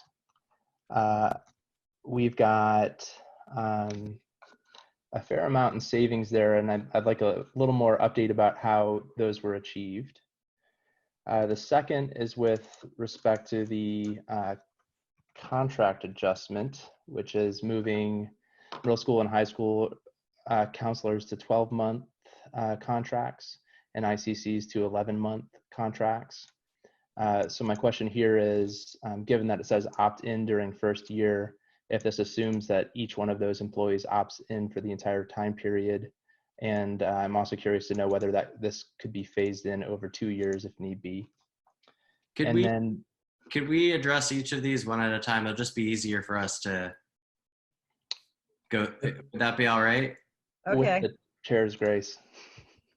Okay, we've got some other people waiting, so. Well, on the VPI, Michelle, can you speak to what would be involved there? And that is that in 1.8? 1.8. Yeah. So the plan here, and as it notes, it would require a schedule change. Right now, the VPI schedule runs 9 a.m. to 3 p.m. It would change VPI to be 9:30 a.m. to 3:30 p.m. So a 30-minute movement, same length of day. By doing this, we would be able to utilize our full fleet of buses and bus drivers for morning pickup. Right now, we've had to use contracted transportation, which is notably more expensive. So not only would this help us realize notable savings, it also could reduce travel time for our youngest students. The afternoon, however, we would not be able to use the same strategy, and we would need a hybrid approach with contracted drivers because a 3:30 end day to the school day would fall right around the elementary school time. So we wouldn't have full use of the buses, but we would have partial use of buses. We would still offer before and after care, which as we do now, which is with parental drop-off. You'll see that that's in the budget here as well, lest that start time be a little bit late for some families. Thank you, Michelle. And then can you speak about the counselor contract adjustment as well? Yes, you're correct, Scott. The estimation that's here in the budget assumes 100% opt-in. We used that because we had 100% opt-in with the nurses when we adjusted their contract length last year. I'll note we also adjusted their salary, so it's not a one-to-one comparison. But we did have, even this past summer, many of our secondary counselors just opt in for stipend work over the summer because they were eager to engage to help set the schools up for success. So anecdotally, we believe that we would have a very high opt-in for that. And then thank you, Michelle. And the last question I have is in priority 5 for security equipment, which has an increase of $300,000 this year. I am curious to get a little bit more insight about that. Yes, so if you give me just 30 seconds, I'll pull up the sheet for that. I will note that this is actually a 3-year plan. So this would be addressing about a third of our need each year to ensure things were replaced appropriately or provided appropriately. This would include things such as walkie-talkies or radios, things that right now we do require schools to purchase out of their own budget, and therefore they're often forced then with that choice of making a security purchase or getting things for their school that are academic related. I apologize that I have not looked in the right place. I looked in my security folder, not my fiscal year 21 folder.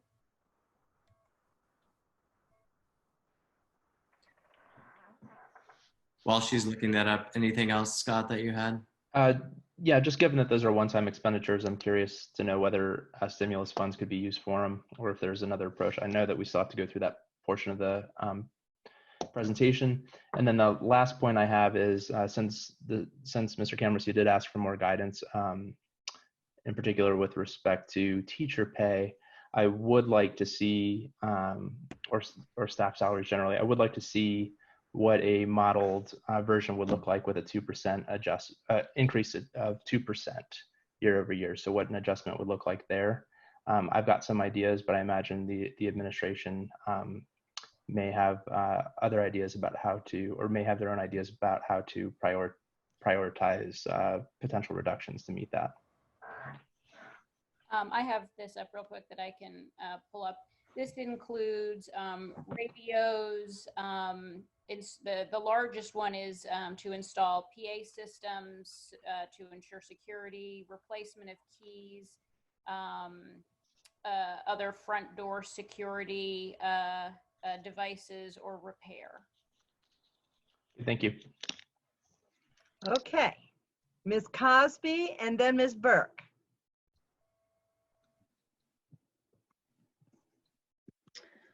Thank you. I part of my query was already answered by Dr. Epp, because I wanted to know about our status in terms of the Carl Perkins grant. And I just wanted to make sure I understand that things like the STEM academies, those academies and what we want to do would be allowable expenses under the Carl Perkins grant. And I just wanted to make sure I understand that.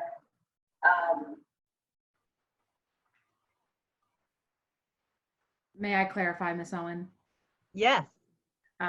So I think we would just need to look at, first, it would not cover the full expense of the STEM Academy budget, but I think it could offset some of the expenses. So we would just have to determine how much from the Perkins grant you would want to reallocate to STEM academies, and then we can identify the allowable expenses.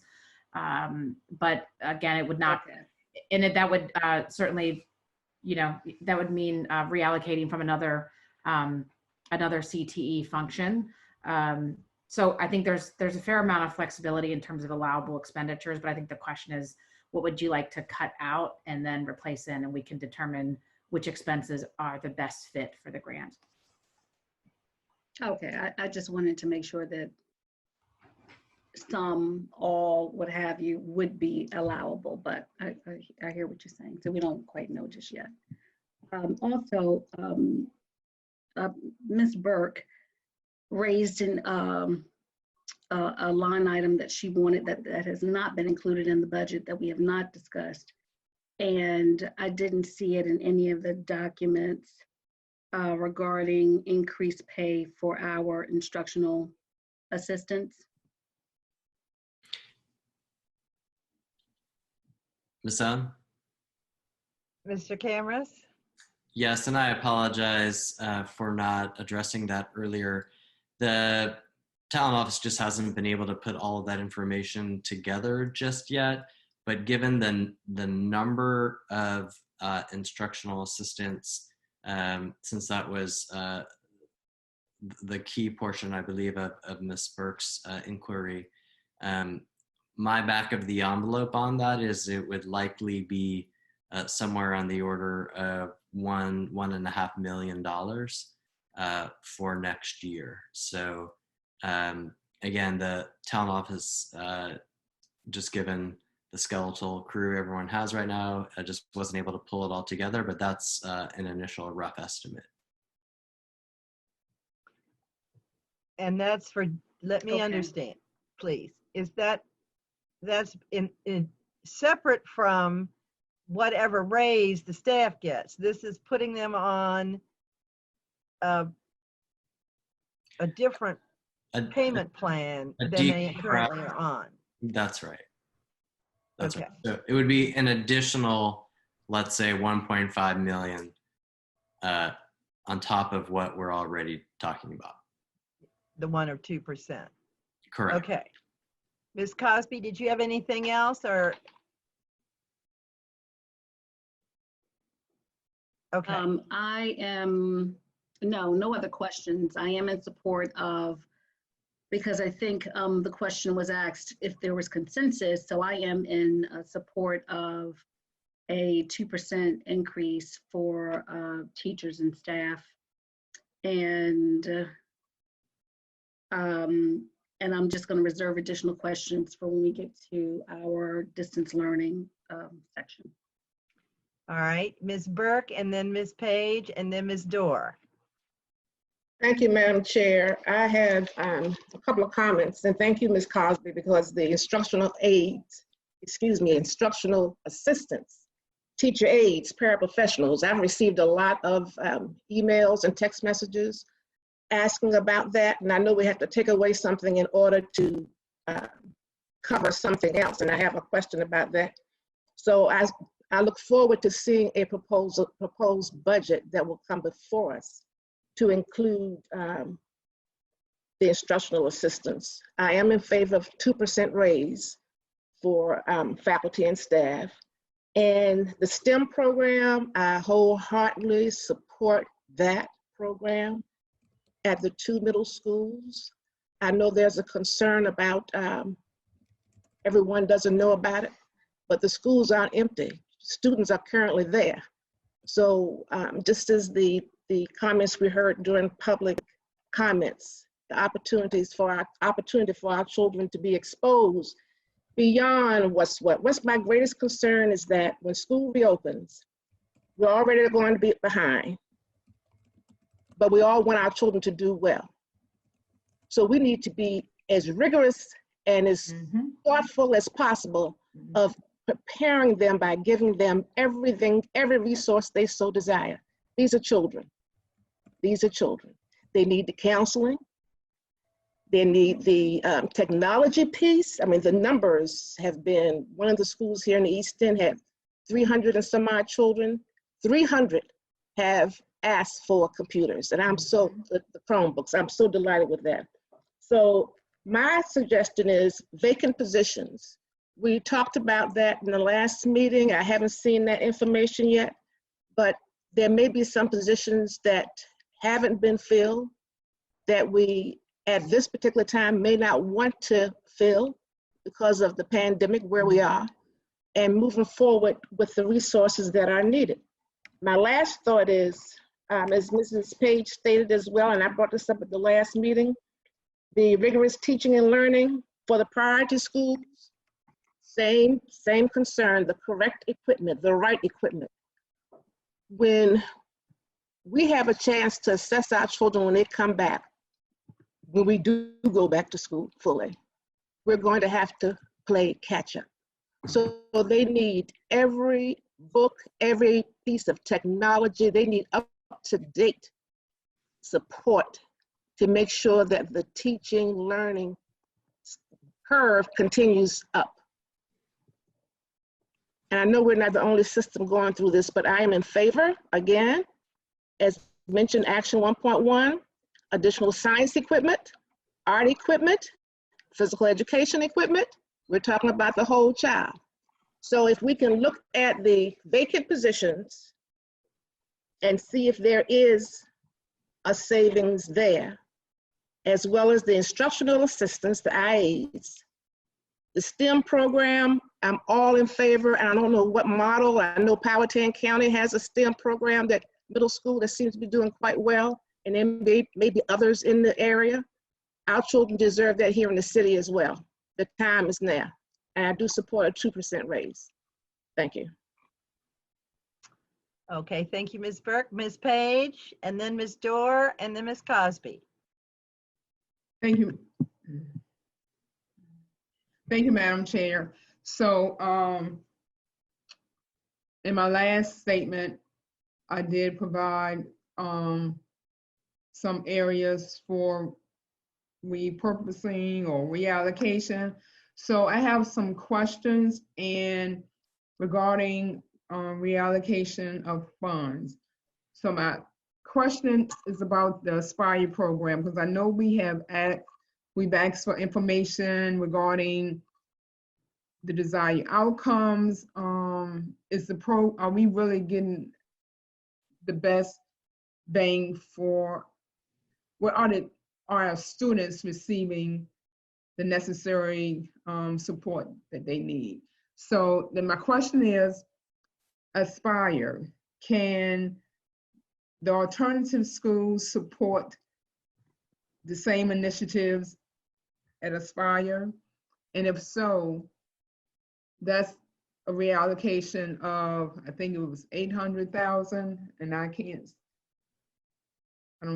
forgot the action line that it was on. So that's a question for the superintendent administration to bring back that information. Can Aspire be supported by the alternative program, or some other support? And then my next question, and I think I've asked this before, I guess I really want to see the pros and cons of the lead specialist versus the principal, at the pre-K center, because if that's something we can hold off on, then there can be a savings there as well. And then my last question, so the behavioral intervention pilot, is that the same thing as behavioral specialist, superintendent? The behavioral program? Well, the elementary behavior program would be a new effort to support elementary students who have demonstrated significant behavior challenges, which is different from our behavior specialists. Okay, so I was under the impression that there was support for both the behavioral, the pilot, as well as the program. And I know we're talking about more dollars, but as I think we have many of us have stated, our little people, they need support. And I'm sure that they will need more support once we return to school. Yes, and just to clarify, we did not propose any reduction to behavior specialists. So That's the same thing as the behavior program, right? No, there was a grant that was expiring for 6 behavior specialists. We have proposed to provide funding to maintain those roles. Okay, Yeah, okay. I just want to be clear on that. sure. Okay. All right. Ms. Dorr and then Ms. Cosby. Okay, thank you. So I just wanted to also, in the line of providing guidance, I would support a view of this budget, or I do support a view of this budget that models the 2% raise, which I believe is another 2.4 million. I'd also support Ms. Burke's modeling of 1.5 million ballpark for instructional assistant raises. And I would also support the reallocating the increase from the state to the behavior intervention project that my colleagues have spoken so passionately about.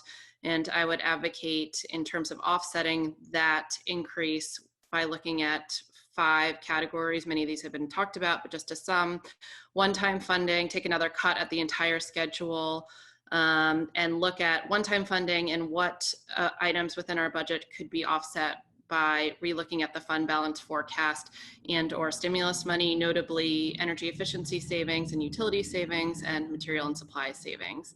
2, contract negotiations, notably the HR tech system, 885,000 contract, anything over 250,000. 3, as Ms. Burke stated, the vacant positions. Right now it looks like there's 1.5 million in vacant positions. 4, as Ms. Page and Ms. Cosby have talked about, the offset from the Carl Perkins grant for the STEM Academy, potentially. And then 5, as I believe many of us have talked about and Ms. Page brought up, any potential savings on Aspire. So I would be in support of seeing a budget that looks at those items. All right, Ms. Cosby, excuse me, and then Mr. Young and Dr. Sapini.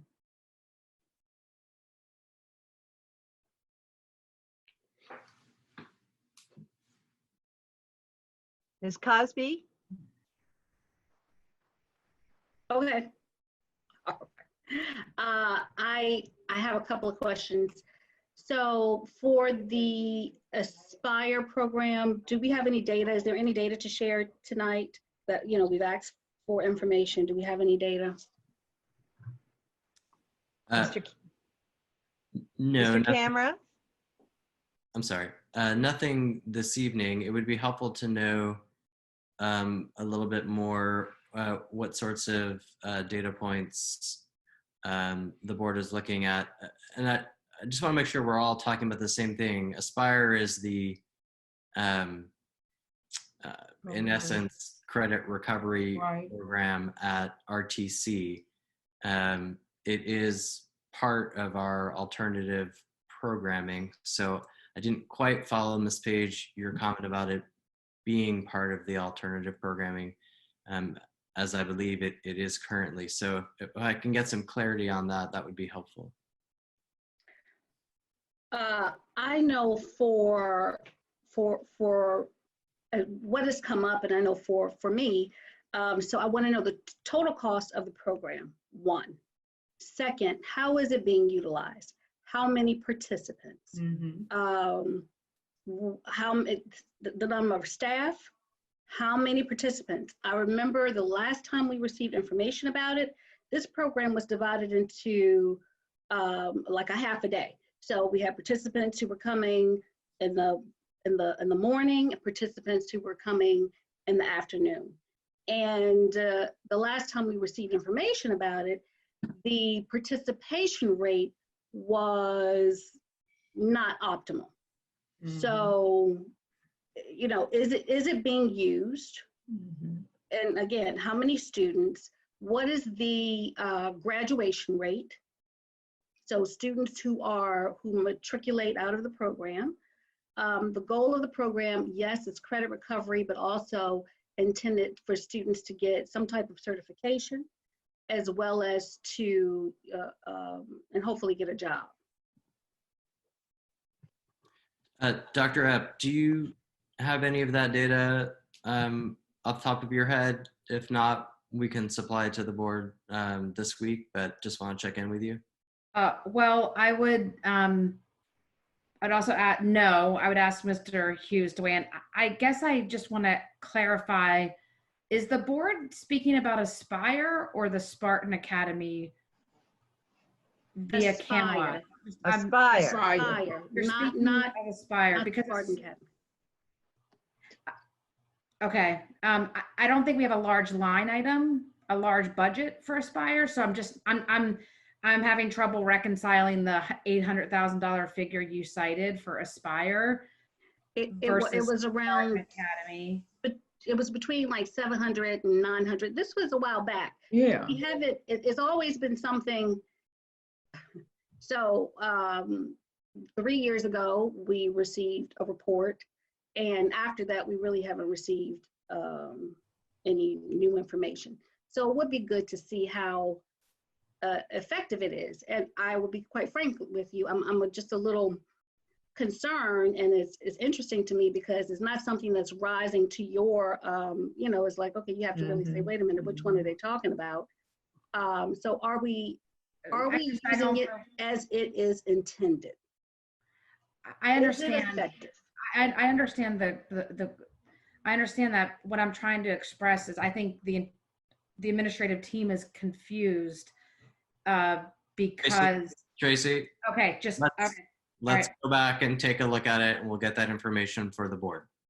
And if it's not a large line item, if it's not 700 or 800,000, I mean, that's what we want to know. That's just from our last, at least from what I recall from a few years ago. Now, it might not be that. It might be 200. I don't know. But one, to know how much is the line item of the total. You know, how many? How have we staffed it? The staffing cost, and of course the programmatic cost. There's curriculum. I don't know, but to have that type of breakdown would be helpful, and also the student participation. All right, good evening, everyone. I can Mr. Hughes? Yes, how's everybody doing? Good evening. I can speak to some of the data that Ms. Cosby is searching for.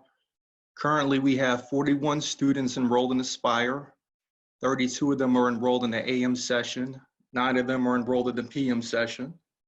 Of the grade levels of the students, the grade levels they represent who go to Aspire, most of them are 9th or 12th graders. This year, we do have 12 seniors who are slated to graduate either in June of this year or in the summer session. With regards to staffing, we have about 11 FTEs accounted for the Aspire program. So there's English teacher, math teacher, science teacher, social studies teacher, an assistant principal who oversees the program, a school social worker, school counselor, special education teacher, a special education compliance coordinator, an administrative assistant, and an instructional assistant. Okay. I'm sorry, really quickly, Madam Chair. Mr. Hughes, so did you mention the CTE coordinator or anything like that? No, there's no CTE coordinator. Okay. All right. All right. Excuse me. I'm going to let Ms. Dorr has a question or a comment specifically on Aspire. So I'm going to let her jump the line here, Ms. Dorr, and then we'll go back to our regular list of folk. Well, when we go back, Madam Chair, Aspire was just one. I had another comment. I know. Okay. I know. We'll come back to you, and then Ms. Page, and no, then Mr. Young, Dr. Sapini, Ms. Page. But we'll try and get this Aspire thing done and then come back to you. And my question is the same around Aspire. Okay. Yeah, I just had a clarification. The administration was asking where we got the 876,000. It's budget code 5336. It was 876,000 2 years ago, and then I believe our allocation this year was 977,000. So it's in secondary ed, section 2, 5336 is what I believe we're all referring to. Thank you, Ms. Dorr. All right, Ms. Page, and then back to Ms. Cosby. Okay, so just clarification, I just misspoke about Aspire and alternatives, getting the two mixed up. So my question is, so thank you, my colleague, Ms. Dorr, to find that line item, because that is a concern. Some of the same things that Ms. Cosby has mentioned. Is there another program that can support or serve the same purpose as the Aspire program, and then those dollars can be reallocated for to support another line item? Thank you, Ms. Page. Mr. Hughes or Mr. Cameras or Dr. Epp, whoever. We'll take a look at it. Okay, thank you. All right, back to you, Ms. Cosby. Thank you. And my second comment that I wanted to raise, so, and maybe we can talk about this a little bit more in detail as we go over the stimulus funds. But I do think, when my colleague, Ms. Page and Ms. Burke, as we talk about equity, as we talk about decreasing the achievement gap, I do want us to look at an extended calendar. I see in the proposal that the superintendent provided, it's like 1 week of extended instruction is what I saw. But would like to see if we can have some scenario costs for looking at an extended calendar, maybe like Patrick Henry, where it's not necessarily additional days, but just, not an extended calendar, a year-round calendar, where it's not necessarily extended days, but just changing the schedule, one. Second, looking at something whereas we do have additional dates. Third, looking at something whereas we do have an extended date, more days, and then an extended school day schedule. And also, what are thank you for some of the scenarios we have, but when we talk about distance learning, so if we don't start in the summer and we start in the fall, and let's say it's a rollout similar to what you already had, Mr. Cameras, whereas you presented something with starting during the summer virtually, and then going to being in the physical class in the fall. So if we were to do something like that, what would it look like? Would it still be RPS home? Would it be more like a Blackboard? What would the platform look like?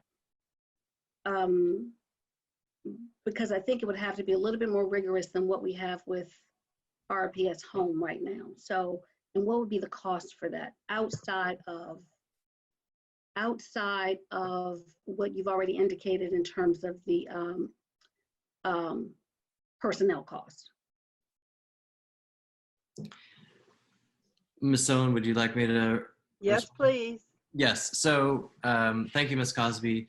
If you'll note on the federal stimulus page, which I have up here, you'll see this line talking about a learning management system like Blackboard, Schoology, that type of thing. All right, I missed that. Okay. Yeah, that would enable synchronous instruction, whereas RPS at home is asynchronous. We prepare it and then you can Right.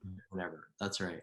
And plus, a learning management system would, as you note, be sort of the one-stop shop for everything. So you don't have, you know, some people doing lessons on YouTube or FaceTime or whatever. It would be kind of all contained. So that's a ballpark estimate that we put in the stimulus funding for exactly that type of thing.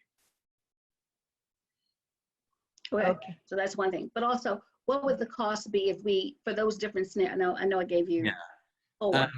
But if we can, I mean, I know you don't have that now, but if we can get that the next time we meet, so we can, I think it's something that we really need to look at. It is one strategy that we can incorporate possibly with everything else we're talking about. Yeah, well, certainly we can look at the year-round school that doesn't actually add more days. I included the additional instructional time in the in the stimulus, just to help the board kind of have a benchmark to think about. You know, it's about $4.5–5 million a week for additional time in terms of salary and other costs. And so one of the things I did want to share is sort of given where we are and some already identified uses for the stimulus, at most right now, all we could afford would be one additional week of instructional time. So as we think about, you know, adding weeks or adding a month, which is different from necessarily year round, where you could have the same number of days, you just have breaks in between. Now, that being said, I will share one of the best parts of year round is that during those breaks, you can offer enrichment and intervention. But when you do that, you've got to pay teachers for that. Right. So now you're back to additional cost.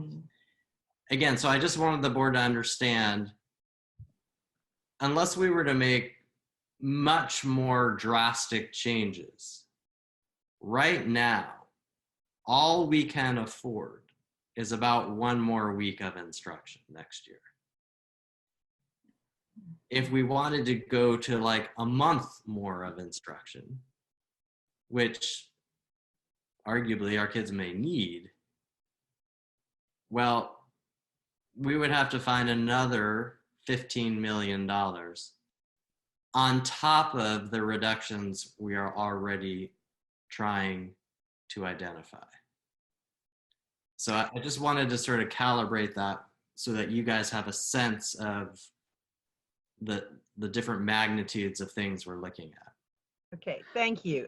I would like very much to go to Mr. Young, who's been waiting very patiently, followed by Dr. Sapini, and then Ms. Page wants to come back again. Mr. Young. Thank you, Madam Chair. I gladly wait. Good conversation. And I was particularly appreciative of the discussion that just adjourned, and big thanks to my colleague and to the superintendent for that information. A moment ago, I think we, if I can characterize, for lack of a better description, folks were weighing in as it relates to their priorities. And if the time is right, I'd like to do that again. One, I'd encourage us to pay our teachers, increase that pay. I've referenced 3% raise. I still think that that's appropriate. The appropriate raise given the circumstances, and I propose that $4.8 million. I've already and would welcome that conversation. But what I would like to do right now is convey my support what Felicia just introduced, and specifically the year-round school year. I think it's long overdue, but particularly now because of this awful circumstance, it's really imperative that we plan for what we really can't plan for, i.e. if the pandemic should result in some kind of second wave come this fall or winter, result in us having to close our physical school buildings. I sent each of you something a moment ago that I know you have familiarity with, but specifically the Hopewell school plan. The Hopewell is still planning on, as of today, understand they're still planning on going live with their year-round school district. And the superintendent he spoke to that a moment ago, where you have these inter sessions, essentially be going to school for 45 days and you take 15 days off. My point isn't to say that that's the best approach, to suggest that I think it's really incumbent on us to develop a schedule that provides for as much flexibility as possible given the unknown. But to the superintendent's point, that's going to require a lot of resources. So for what it's worth, I propose, and we can get into the weeds later, again, that $4.8 million in additional reductions relevant to the pay raise. But I would propose that we take that $1.5 million that the superintendent identified in current fiscal year expenditures, the $1.5 million, approximately $1.5 million in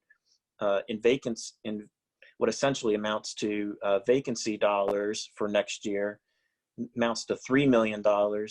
And thank you, Liz. Yes, I actually proposed phasing out Aspire, which is another over $900,000.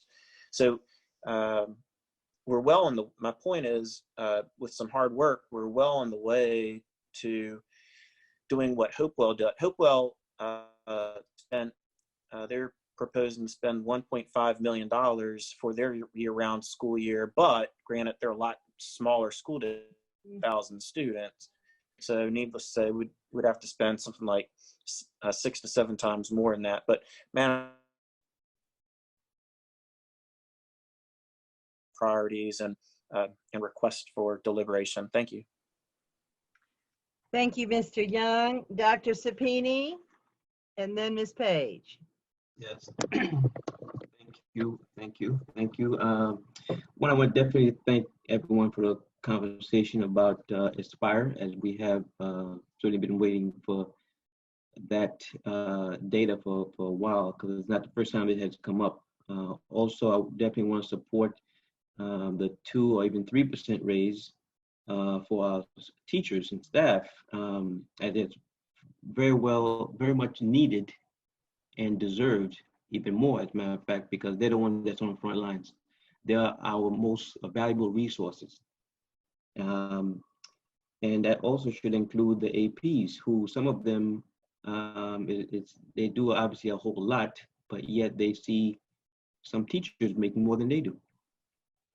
But my 2 other points was, one pertaining to the line 1.8, which is the very first 1.8, the upgrade to pre-K center leads for principals at 650,000. If you can touch on that, I think we discussed that before, but I just want, if you can please speak to that again, because I believe I have some concerns there. And then the second part was, if we are going to continue to provide meals during the summer months, I want to know what the impact for our budget, if the city is or is not supporting that effort.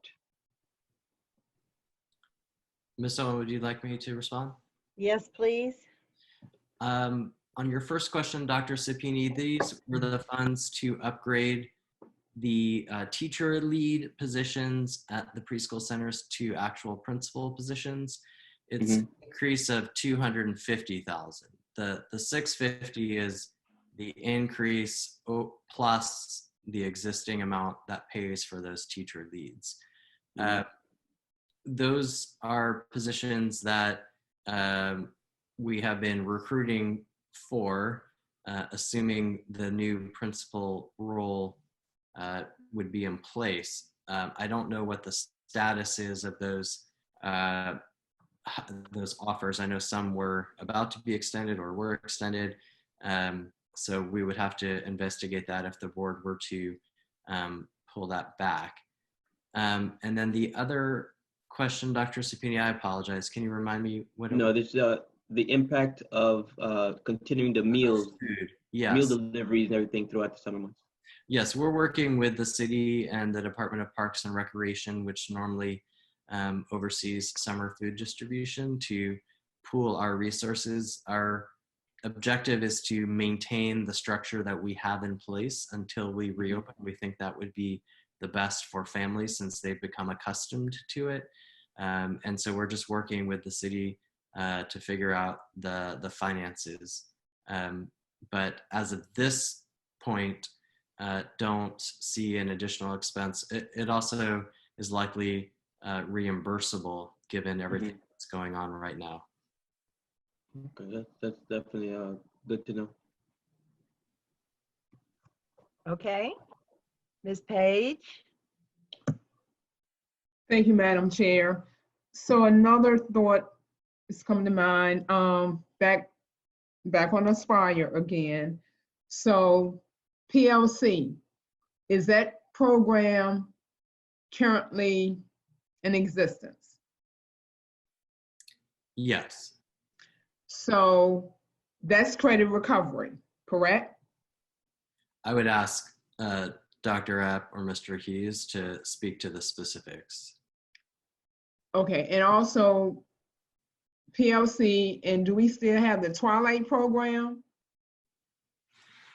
Because that's credit recovery too. So my point is, those are, they have the same, pretty much the same objective, supporting our students. So again, is that something that can be combined, Aspire can be combined with PLC, the PLC program / Twilight? We'll take a look at that as part of our review of Aspire. Okay, and then my other question, thank you to Ms. Burt, when she talked about the additional increase for the teacher's assistants, correct? Yeah. So my question is, with our school counselors, will they be a part of that? Because they have huge mandates, huge caseload, and I would want to see equity across the board. So again, that's my my take on that. Okay. I'll just jump in and say the counselors are on the teacher pay scale. Is that not correct, Mr. Cameras? That's correct. This is correct, creating a whole new pay scale for instructional assistants. That's correct. Completely different. Okay, but then will get whatever raise the teachers get, all the staff will, including the instructional assistants, but this is the creation of a scale so that years of service would be rewarded. Is that So correct? again, but are counselors receiving the stipend same as other staff receive a stipend for doing additional work during the pandemic?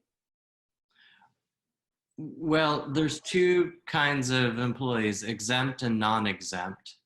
The one is eligible for overtime, one is not. Teachers, counselors, etc., are not. Folks like nutrition workers, custodians, and others are. And so they are getting their normal paycheck plus what we call straight time, which is in essence overtime for the time that they are working now. So it's based on the coding? Yes, and that's based on federal law. That's not an RPS designation. Okay. And then back to my behavioral specialist in the pilot program is action item 1.7. So again, I just want to be clear. There is support to maintain both of those initiatives. Yes. Yes. Okay, because the line item shows 0, I think. Right. This was the initial proposal, but the board has made it very clear that they want that retained. Gotcha. Yeah. I just haven't changed the document yet because I didn't want you to have dueling documents and get things confused. Okay. That's all. So I apologize for beating the horse to death. No problem. Okay. Thank you. I think we've reached the end of the list. So I want to ask a couple of things at this point. I do want to remind my colleagues that when we want to put everything back in, there is a lot to come out. And I want to look at this list of vacant positions before we just unilaterally say we're going to eliminate them all. And let's see what they are. So can you put that back up there, please?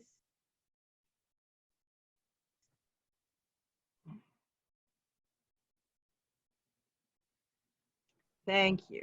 And could I ask Dr. Epp to take the academic ones to talk through? Yes, please. Okay. Okay. So some of these are based on just very recent transitions. Folks have taken other roles in the organization. So specifically the director of operations, the coordinator of exceptional education, those are roles that were recently just vacated due to transitions. The school counseling role, we have been trying to hire that. We currently do not have a school counseling specialist, and we know that that is leadership that is very much needed. We just have not found the right candidate yet, but we've been in active hiring mode for that role all year. The instructional specialist for PD and the coordinator for ECE, we did intentionally freeze these roles for the current year. For ECE, we did that knowing we would want to do some restructuring for our early childhood office once we hired our director. And then for the PD role, we wanted to make sure that we brought that on in concert with curriculum adoption. And then the 3 assessment related positions, the director of assessment, that role, that person resigned mid-year. So we, again, I'm just sort of holding to make sure that I'm deploying that resource in the right way. And the instructional assessment analyst, the same thing. So as we, those have been intentionally held, knowing that we would want to utilize those resources as we rethink our assessment strategy, given that, as we've talked a lot with the board about a dashboard and a much more coherent and streamlined assessment strategy, I've been waiting to release those positions for hire as part of that strategy. So I would ask that the board avoid touching those, but certainly certainly not the school counseling role, the coordinator of exceptional education, and the director of academic operations, as those are filled with, one is being actively hired and the other two just recently were vacated. Okay, so you're identifying 3 positions that you feel strongly about not eliminating. Is that correct? Well, Yeah. that for sure. And I would, if I, We've got to get specific I here. feel strongly about not eliminating I know, but any of them. some people want to get them all gone. I just want to give context that these are not year-long vacancies that have just been sitting open without, just not being utilized. So if I'm being asked to identify that now, Ms. Owen, I would say just off the cuff, and I want to think about it, but counseling coordinator for ECE, the exceptional education coordinator, the director of academic operations, and at least one of the assessment analysts stay. Okay, so that's 4. Okay, and then I guess we would ask Ms. Udasco to address the talent office openings. Sure. So these are 3 positions that would continue to support recruitment. So certainly as the board continues to explore adding school-based positions, ensuring that we're more than just recipients of passive applications and are actively recruiting is the work here. The human resources specialist is a specific sourcer position. So that's someone that's takes a particular role, for example, the reading specialist, and goes out and actively pulls together a pool of candidates. Then our recruiters, who are each paired with a cluster, work to take that big pool and find the right matches for interview for our principals within it. So it's kind of that first step of the recruitment process. We do not have a sourcer right now in RPS, so this would be an added role and certainly a tremendous added value. One of the senior resource specialists, right now, we only have 3 recruiters, yet we have 4 clusters, 2 elementary clusters, a middle school, a secondary, and then of course we have central office or administrative positions such as bus drivers, food and nutrition. And so we want to be sure to add other recruiters to not only be specifically dedicated to cluster 4 to support our high schools, but then also for those other specialty roles. And I thought that we had already done something about this admin office associate. No? That was the board had indicated they did not want a new position created for that. This was Bridget's old position that we downgraded and repurposed to provide that support to the principal director. So it's not adding a new position, it's just an existing position. So is it vacant? Yes. Okay. And then, boy, this is hard for me to see. This is, I can speak to this because I spoke with our facilities director today. These are, as I'm sure you know, our facilities work is critical, and he has done a tremendous job this year of trying to fill out this team. So there's 2 positions here. One would be a supervisor for electrical and temperature control. So that's all of the HVAC maintenance. And then there's one HVAC technician there. So those 2 positions are certainly critical given we currently have a smaller facilities team than needed for the age of our buildings. And then I can also speak to the last 2. In technology services, this is a very recently vacated position. This is the manager that oversees all of our infrastructure, the network. And so as we think about upgrading our network, the individual in this role would manage that team. On transportation, this fiscal associate is the person that runs transportation payroll. And I know that's something that was brought up at the last board meeting. It's an area where we want to ensure that we're refining our processes and ensuring that all payroll for our bus drivers and bus monitors is accurate and timely. All right, I thank you all very much. And so I would suggest to my colleagues that just saying we're going to eliminate all the vacancies, we might not want to do that. We might want to be a little more strategic in that. We've asked for a lot tonight. I do hear that everybody wants to do the 2%. I would remind you that we are going to have a recession. It might become a depression. Yeah. I would hate to be in a position a year from now of having to cut people, not vacant positions, or cut back on some salaries or benefits. So just to keep that thought in mind as we go forward. Now, our next meeting, it will come after City Council has done their budget. So at that point, when we meet next time, we will know for certain what the city's going to give us. And I think we need to be a little bit strategic. I think if we were to say we want 3% and cut everything else to make 3% when nobody in the city else is getting a raise, might not go over well with the people that have to say okay to us. So I would just say to those of you who's still saying 3%, this might not be the year to do that. It's going to be a bad, sad year, I think, for the city, for the state, and for the country. I got a text today again from somebody, her job loss is extended. The restaurants are not collecting a meals tax.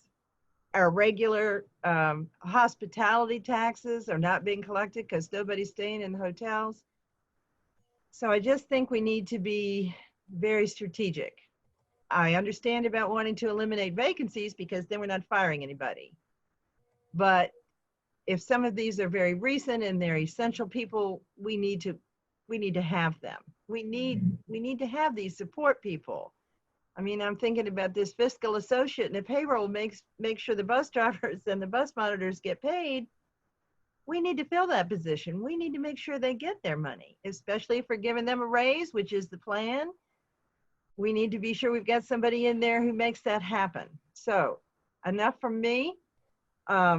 Is there anybody else who wants to comment on this before we move along in our agenda to the personnel actions?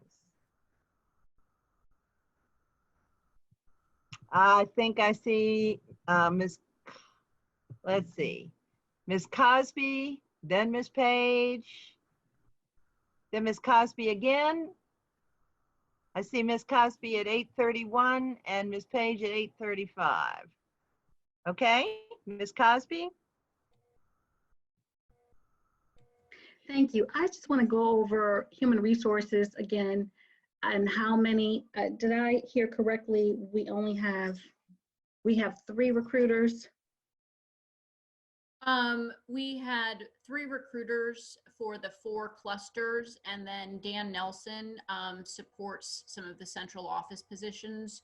So part of this was to be able to bifurcate the secondary cluster to both a middle and high school, cluster 3 and cluster 4, to really give targeted specialized support there, as well as add support then for some of our larger recruitment areas, such as bus operators, bus monitors, since we had proposed a position in the budget, which obviously given constraints, we've pulled back. So wanted to repurpose some of the capacity in the talent office already to be able to support food and nutrition custodians, bus drivers, things like that.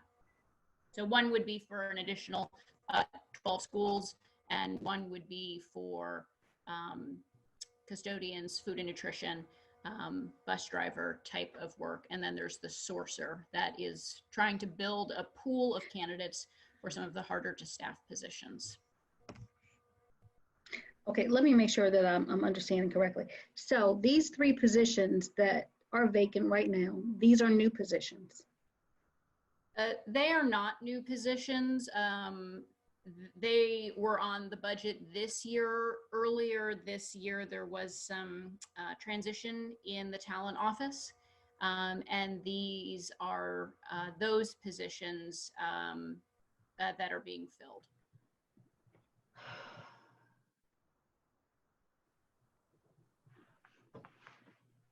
Okay. All right, then, Ms. Page. Thank you, Madam Chair. I just want to drive the point home, something that you said, the recession, and next year it's going to be worse. And again, the information that we have received that our economy has taken the sharpest decline since '08. And for the city, we don't have another source of revenue stream. So again, robbing Peter to pay Paul, because we don't have a new source. Where we get a new source of revenue from? I think missed opportunity, but again, I just wanted to drive that point home that we really got some tough decisions to make. Okay. Ms. Cosby, do you have another question? No, I don't. That was just, Okay, I didn't that's know if fine. you saw the first query. Yes. Okay. So I believe now that we can move along to number 5.01, the personnel actions. And I'd like to thank Mr. Cameras and Ms. Udasco and Dr. Epp for all their help. All right. So the personnel actions were posted to board docs. There weren't very many of them this time. Can I hear a motion to approve the personnel actions? So move. Is there a second? Second. Second. I think that was Ms. Page and Mr. Young. Is there any discussion? All right, Madam Clerk, you still with us? Yes, I am. All righty, then let's have a vote on 5.01. Ms. Page, Yes.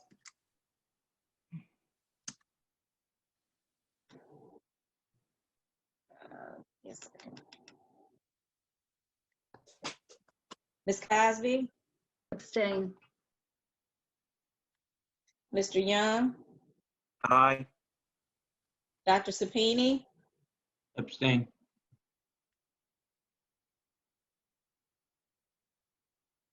Ms. Dorr, Yes.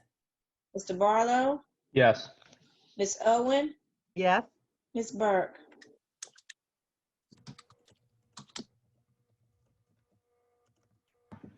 I'm sorry, I don't know how I missed reviewing that. I'm having technical difficulty here. And I don't want to hold everybody up. So I'm gonna have to abstain because I haven't looked at it. Okay. Okay, motion passes 5-3. All right, thank you. And now 5.02, receive for action the SPED IDEA grant, and I guess that's Dr. Epp. Yes, thank you, Madam Chair, Vice Chair Burke, and board members. Good evening. Would you like me to pull up my screen to project or just talk through the, is that necessary, or should I pull up the projection, the presentation? Can I see if raise your hand if you want her to share her screen. I have some people that would like you to share your screen, so please do. For the sake of transparency. So we are bringing to you tonight approval of how we allocate and spend our IDEA funds, which is the Individuals with Disabilities Education Act. This is called the IDEA Annual Plan. It is a application to the state and federal government for how we allocate our funds. Just as context, this follows the guidelines and regulations outlined both by the federal government as well as the state of Virginia, and this is a grant that has very specific restrictions on how funds can be utilized, and they are provided to serve students with special education needs and related services to children with disabilities. Also, this serves as our formal agreement between our local school board and the VDOE for how we will serve students in compliance with state and federal regulations. Most importantly, we want to make sure that these funds are allocated in a way that best meets our student needs. Upon approval of this plan, we will submit this for review and approval to the State Department, which is due May 8th. Similar to last year, there are no significant changes in terms of how we've allocated these funds. This is but one portion of our funds. We spend this full amount plus some locally for exceptional education services. So this is roughly makes up about 45% of our exceptional education funding. And we propose to continue to use these funds primarily for instructional staff, teachers and instructional assistants, as well as for related services such as speech, occupational, and physical therapy. We also utilize these funds to provide tier 2 and 3 supports to students who have not yet been identified, and we can do that through our various programs and our coordinated early intervention services. We do that with professional development, and the exceptional education department works in concert with our academic supports and student programming office, which runs our intervention programs, to provide these services together so that we're not running two different things, one for students with disabilities and one for students who have not been identified for services. And I've included a note on how we generally allocate our non-federal funds in our local budget, primarily focused again on, we have a large need for speech language services, psychology services, as well as one-to-one behavior needs. Those are based on what is developed and written into students' IEP, based on the IEP team. The other big focus of the team going into 2021 is to partner across all of the academic teams to focus on our literacy efforts, and consistent with our Dreams for RPS strategic plan, making sure that all of our efforts really focus on building capacity around literacy and reading development. This is a breakdown of our funding over the past 5 years. You can see generally there's an upward pattern, but there was, in 2018, we had a spike and then it went down slightly. We base, you base your current application, you base your application for the next year on your current funding. We may receive more, we may receive less. Once we get the actual totals, we would adjust accordingly. It's also important to note that because of the disproportionality in special education referrals in RPS, we are required by law to set aside 15% of our IDEA funds targeted to coordinated early intervention services.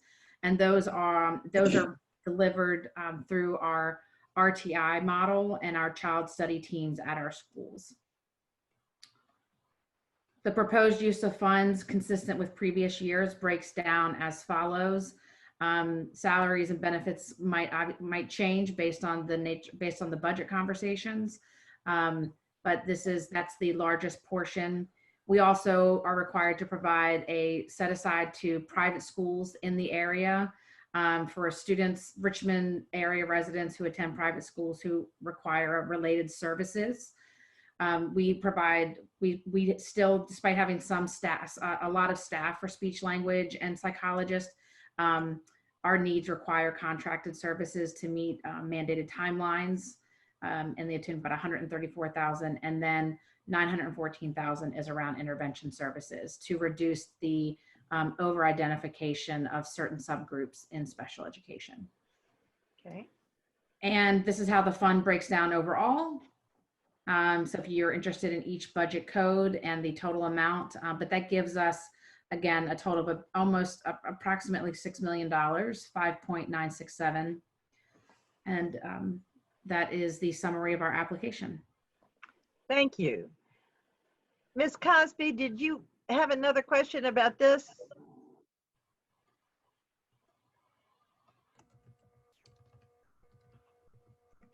No? Okay. All right. So No, I didn't. Okay. Is there a motion to approve this grant?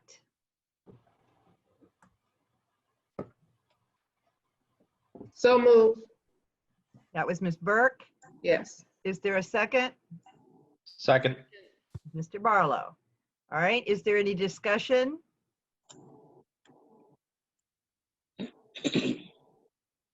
Seeing none, Madam Clerk. Mr. And Barlow? Ms. Epp, Dr. Epp, you can take away your screen. Thank you. Mr. Barlow? Yes. Ms. Dorr? Yes. Dr. Sapini? Yes. Mr. Young? Aye. Ms. Cosby? Yes. Ms. Page? Yes. Ms. Burke? Yes. And Ms. Owen? Yes. Motion passes 8-0. Thank you. Moving on to 5.03, the 2020-2021 Head Start Grant. This was also in board docs. Also, Dr. Epp. Yes, good evening again. There is not a formal presentation for this grant because this is simply a renewal application. We were awarded the grant a year ago, and so, I'm sorry, 2 years ago. Each year we are required to submit a renewal. There are no substantive changes. There are no changes in the grant application. So this is just an updated budget to reflect a COLA adjustment provided in the allocation we received from the United States Department of Education. So the application is attached for your review, and we're asking for your approval to submit the renewal application. All right. Do I have a motion for that? So move. It's Ms. Page. Is there a second? Second. That was Ms. Dorr. Is there any discussion?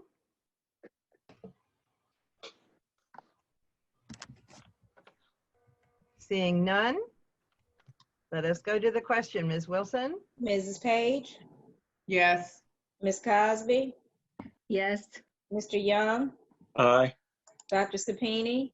Yes. Ms. Dorr? Yes. Mr. Barlow? Yes. Ms. Burke? Yes. Ms. Owen? Yes.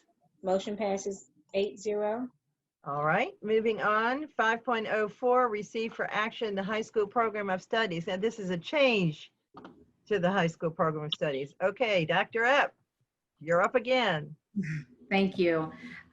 This is, we are bringing an addendum with a request to add 6 additional courses in the CT area to our program of studies. These courses will enable students to complete a pathway and be eligible for an industry certification. And these courses in particular required an application to be submitted to the VDOE, which had not been completed when the program of studies was previously submitted for approval. So I do apologize for the oversight. There was just a matter of timelines not adding up. And I'm asking for the board to approve these courses so that we can update the program of studies with these 6 additional courses. Thank you, Dr. Epp. Do I have a motion to approve the addition of these 6 CTE courses? So moved. Was Mr. Barlow? Is there a Second. second? Ms. Second. Page? Okay, is there any discussion?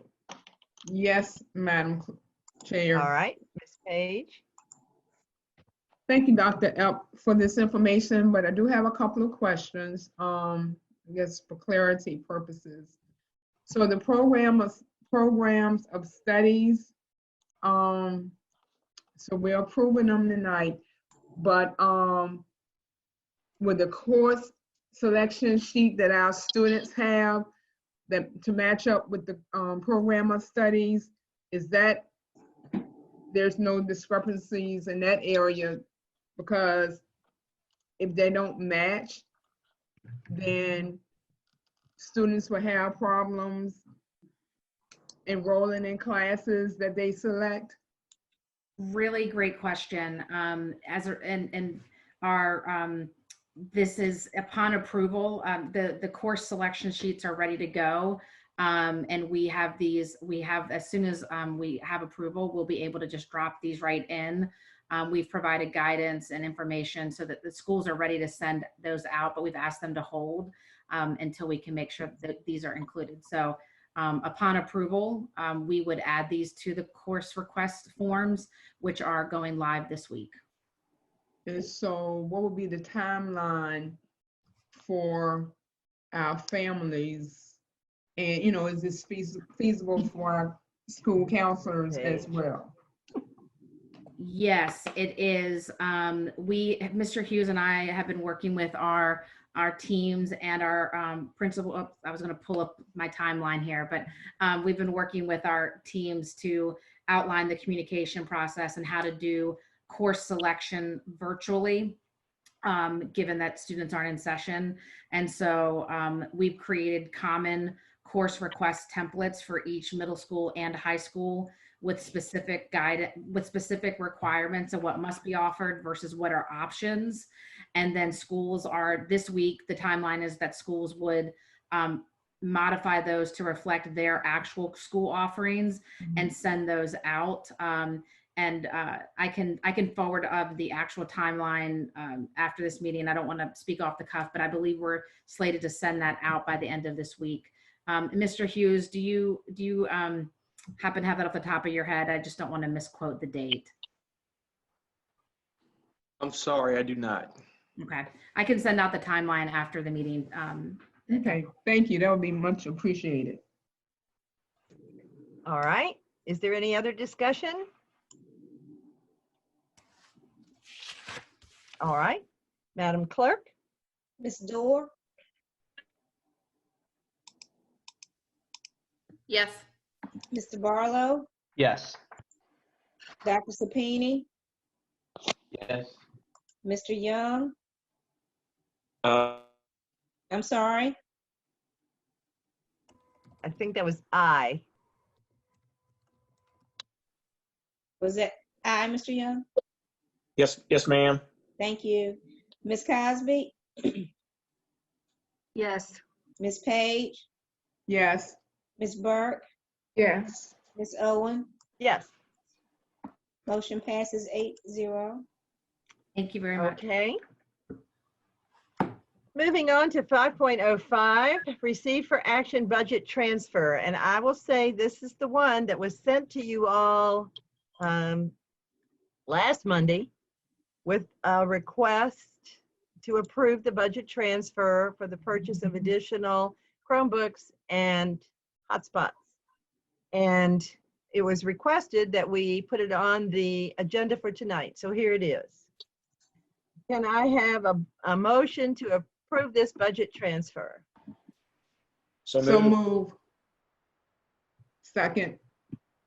Okay, I'm not sure who moved it. It looked like 3 people at the same time, but I think Ms. Page had the louder voice. So we'll go with Ms. Page, seconded by Mr. Young, I believe. Is there any discussion? No? Then let's have a vote. Ms. Madam Clerk? Page? Ms. Page? Yes. Ms. Cosby?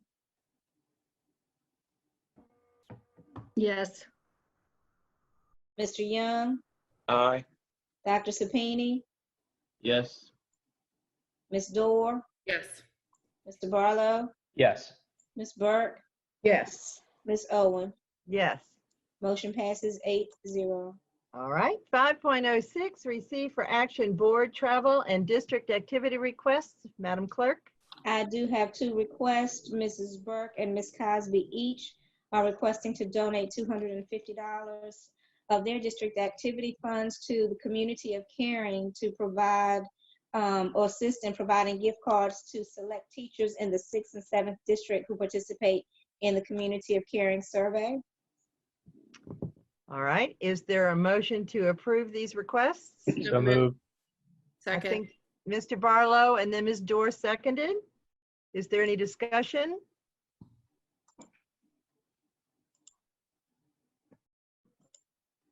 Hearing none, seeing none. Madam Clerk? Ms. Page, Yes. Mr. Young, Abstain. Ms. Cosby, Yes. Dr. Sapini, Yes. Ms. Dorr, Yes. Mr. Barlow, Yes. Mrs. Burke, Yes. Ms. Owen. Yes. Motion passes 7 with 1 abstention. All righty. Moving on to administration business. Mr. Cameras, I think you're up this time. Yes, ma'am. I'm gonna share my screen. Okay?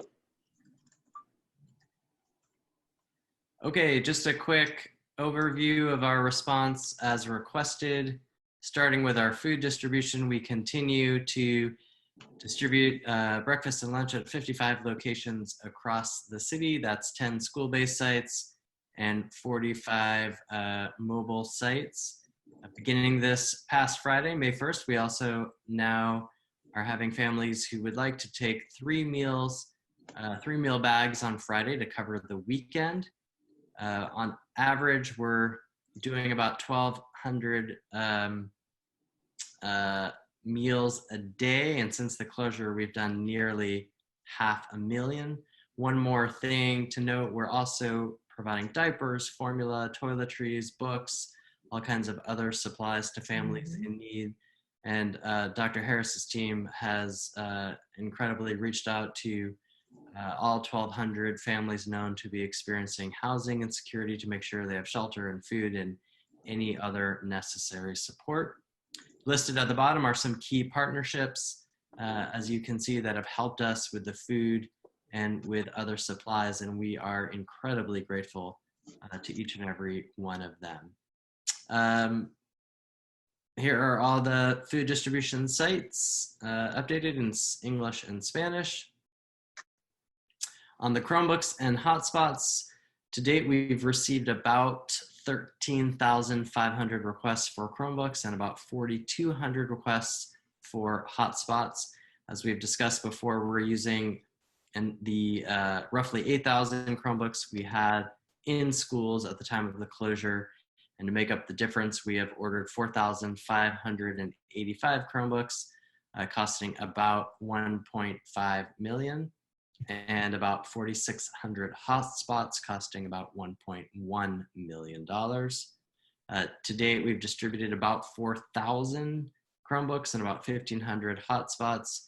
Those went to high school and middle school students. And tomorrow, we are excited to launch our elementary distribution. Blackwell, Carver, Cary, Chimbo, Fairfield, George Mason, and Fox. And then we'll make our way over the next 2 weeks until we cover all of our elementary students. So we're very excited about that. And here's our flyer for the elementary distribution, again in English and Spanish.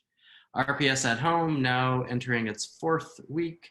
As you know, this provides asynchronous, so not live daily lessons, but prepackaged for every grade and subject, utilizing the amazing contributions, videos, and other resources from our teachers and the academic office staff.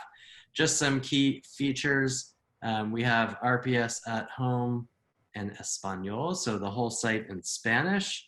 On the left-hand side, we have, as you can see, on-demand tutoring, a feature, by the way, that was featured itself in the New York Times with a shout out to Richmond Public Schools, a whole section for English language learners, a whole section for exceptional education support.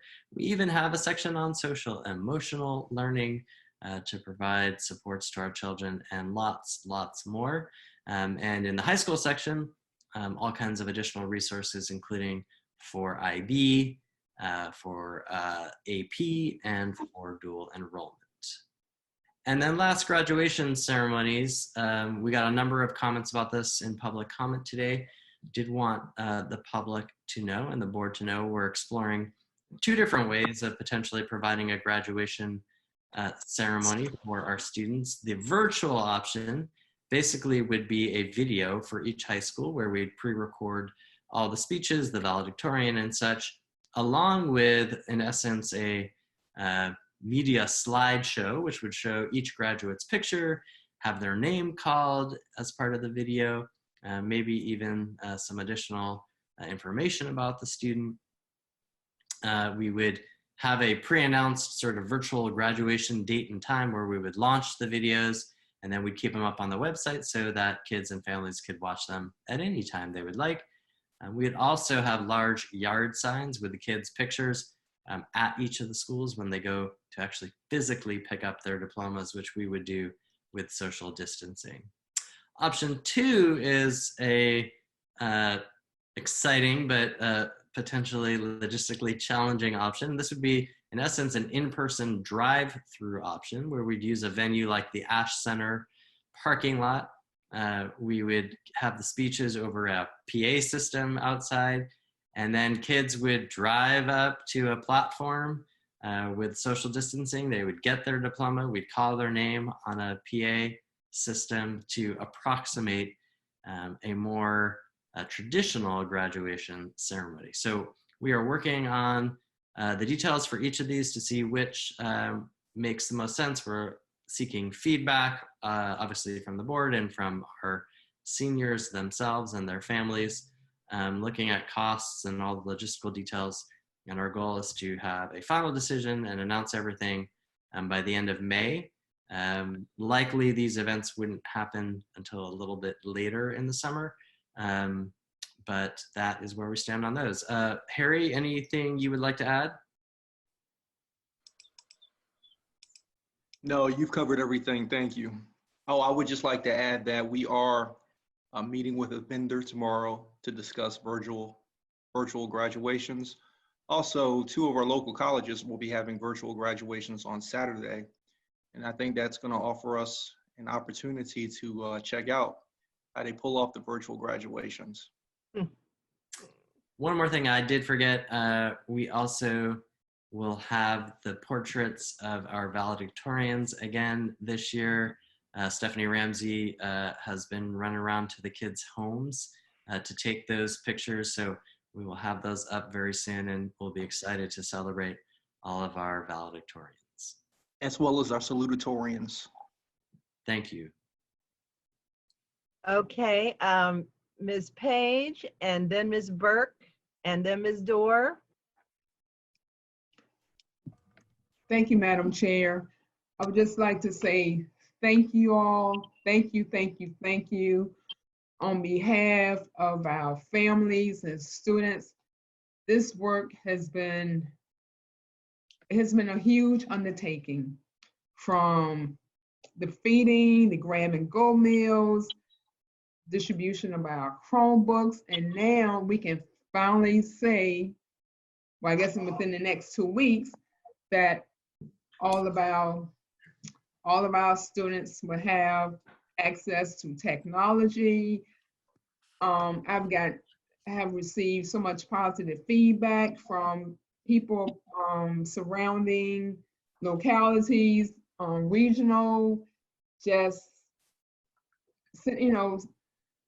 applauding RPS.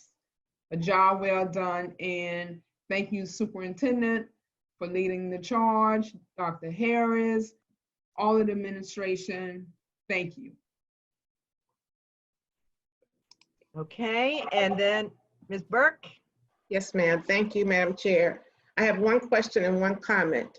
My question is, the students that asked for Chromebooks or hotspots and they didn't pick them up for whatever reason, is there anyone that's getting in contact with those students to find out if transportation is needed or another means by which they can get their Chromebooks if they aren't able to get to the schools and they did fill the papers in to receive that?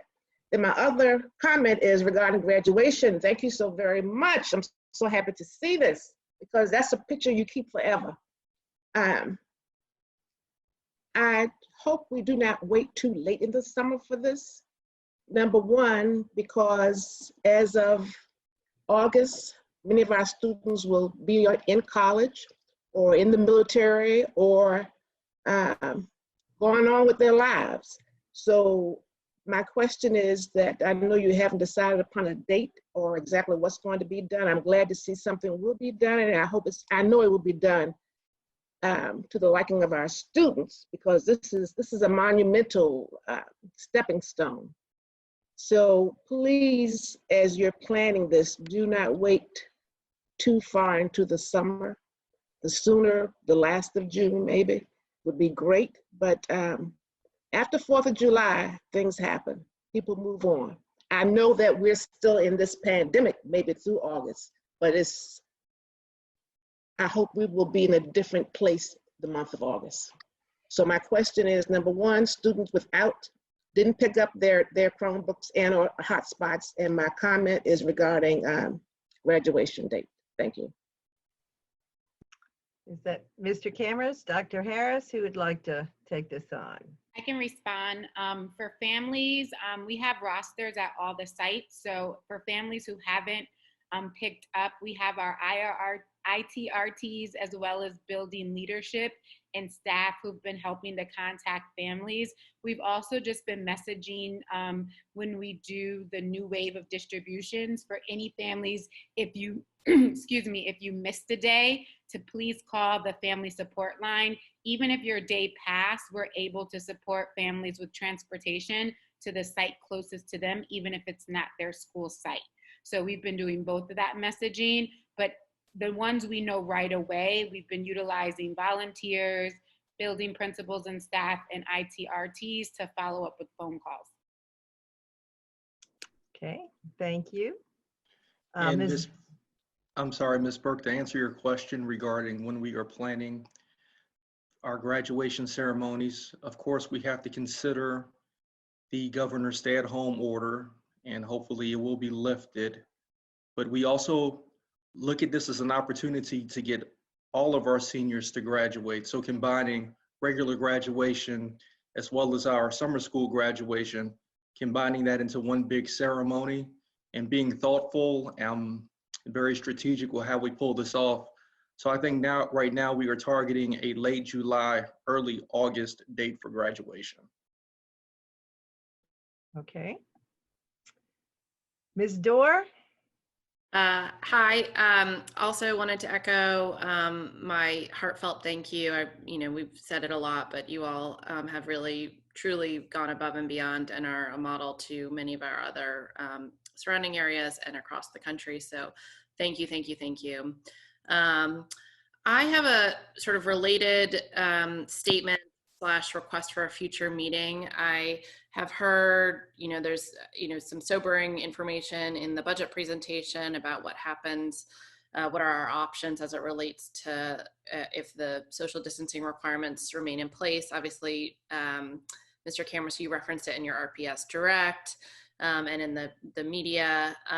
So I would like to request an agenda item at ideally the next meeting, an update on is there a planning, I assume there's a planning team working on this, and sort of what are the current schools of thought about what we need to do to get schools reopened for social distance if social distancing requirements remain in place. We've talked about cleaning. I see some budget line items for additional e-learning platforms, et cetera, but would like to just learn a little bit more about what you all are thinking from a contingency perspective. I heard at the state level, there's been some talk about Monday, Wednesday, Friday, Tuesday, Thursday, Saturday school. So would just like kind of an update on what the schools of thought are, and what are some of the worst case scenarios, and what do we need to be doing, some guidance from you all about what we need to be doing as a board to prepare from a budgetary perspective for potentially the worst case. And related to all of that, what can we do to engage the community in helping us plan for worst case? Mr. Camrith? Yeah, glad to.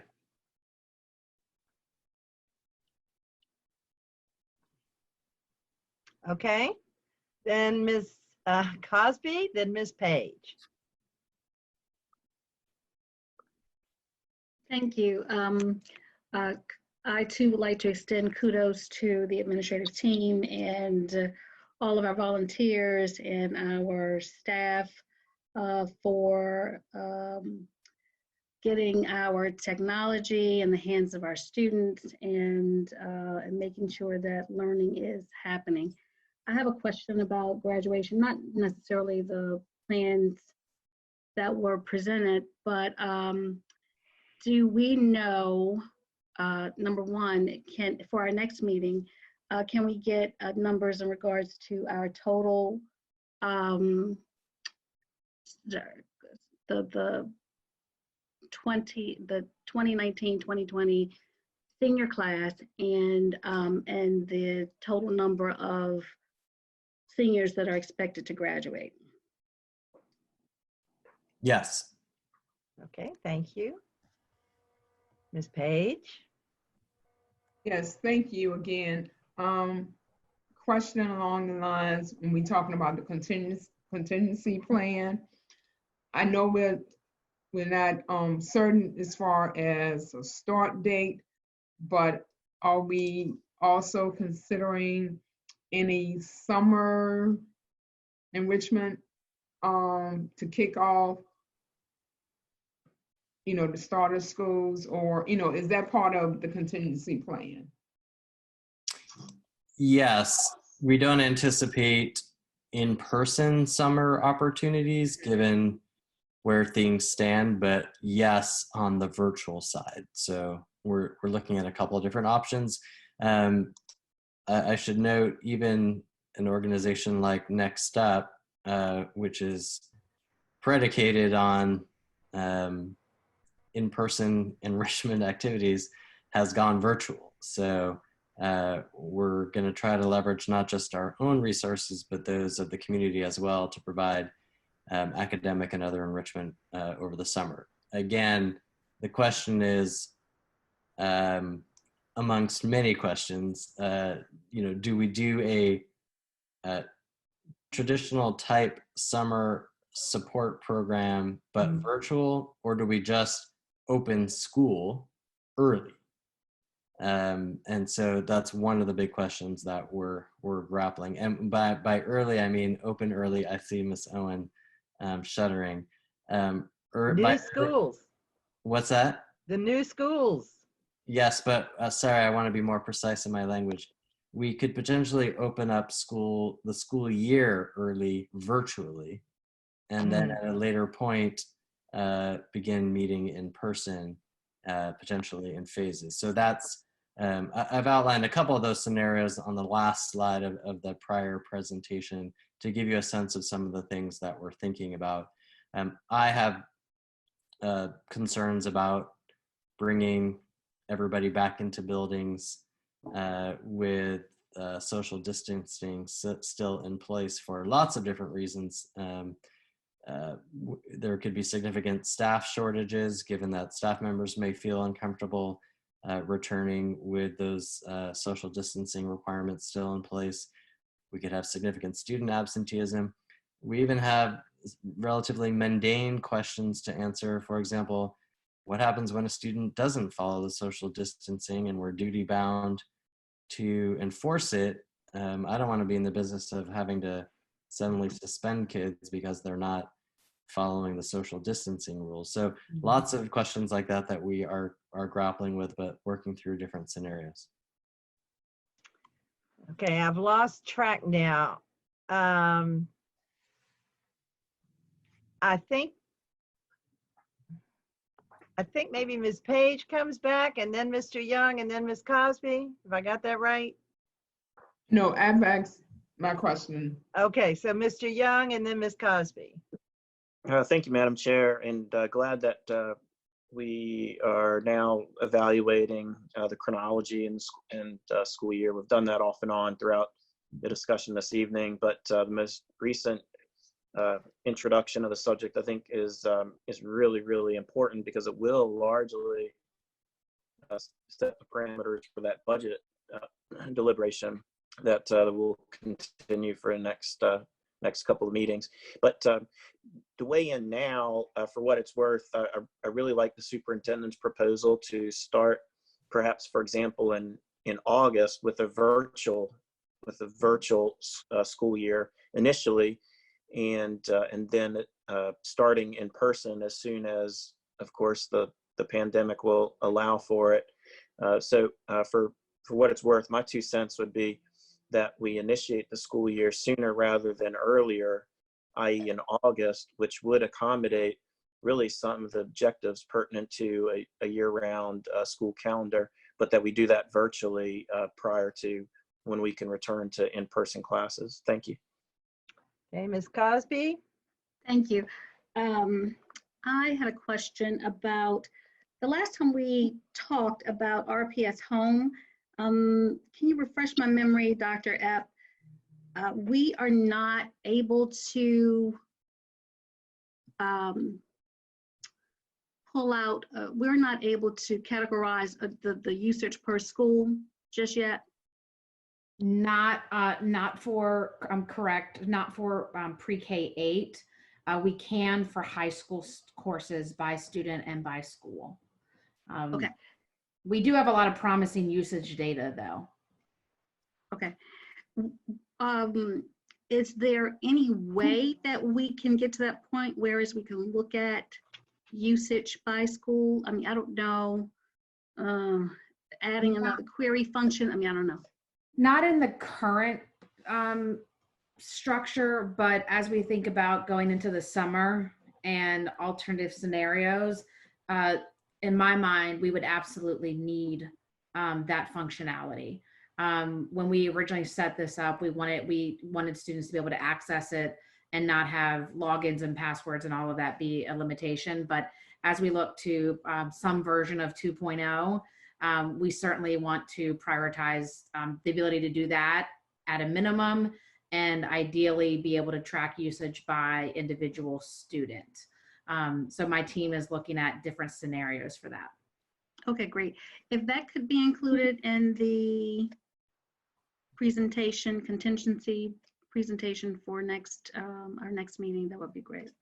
And I would share just a couple of data points. You know, our landing page the first week, we had the very first week once we closed, we had 9,000 views. And last week we had 49,000 views. And when we look across grade levels, the clicks, the individual clicks appear to be pretty close to that enrollment by grade level. So again, we can't validate that, you know, across the school, but the usage looks to be pretty consistent with our enrollment numbers. Okay. Okay. Okay. Before I close, I want to say thank you to everybody, all the volunteers working so hard for all of us, the nutrition workers, the custodians, but this is Teacher Appreciation Week.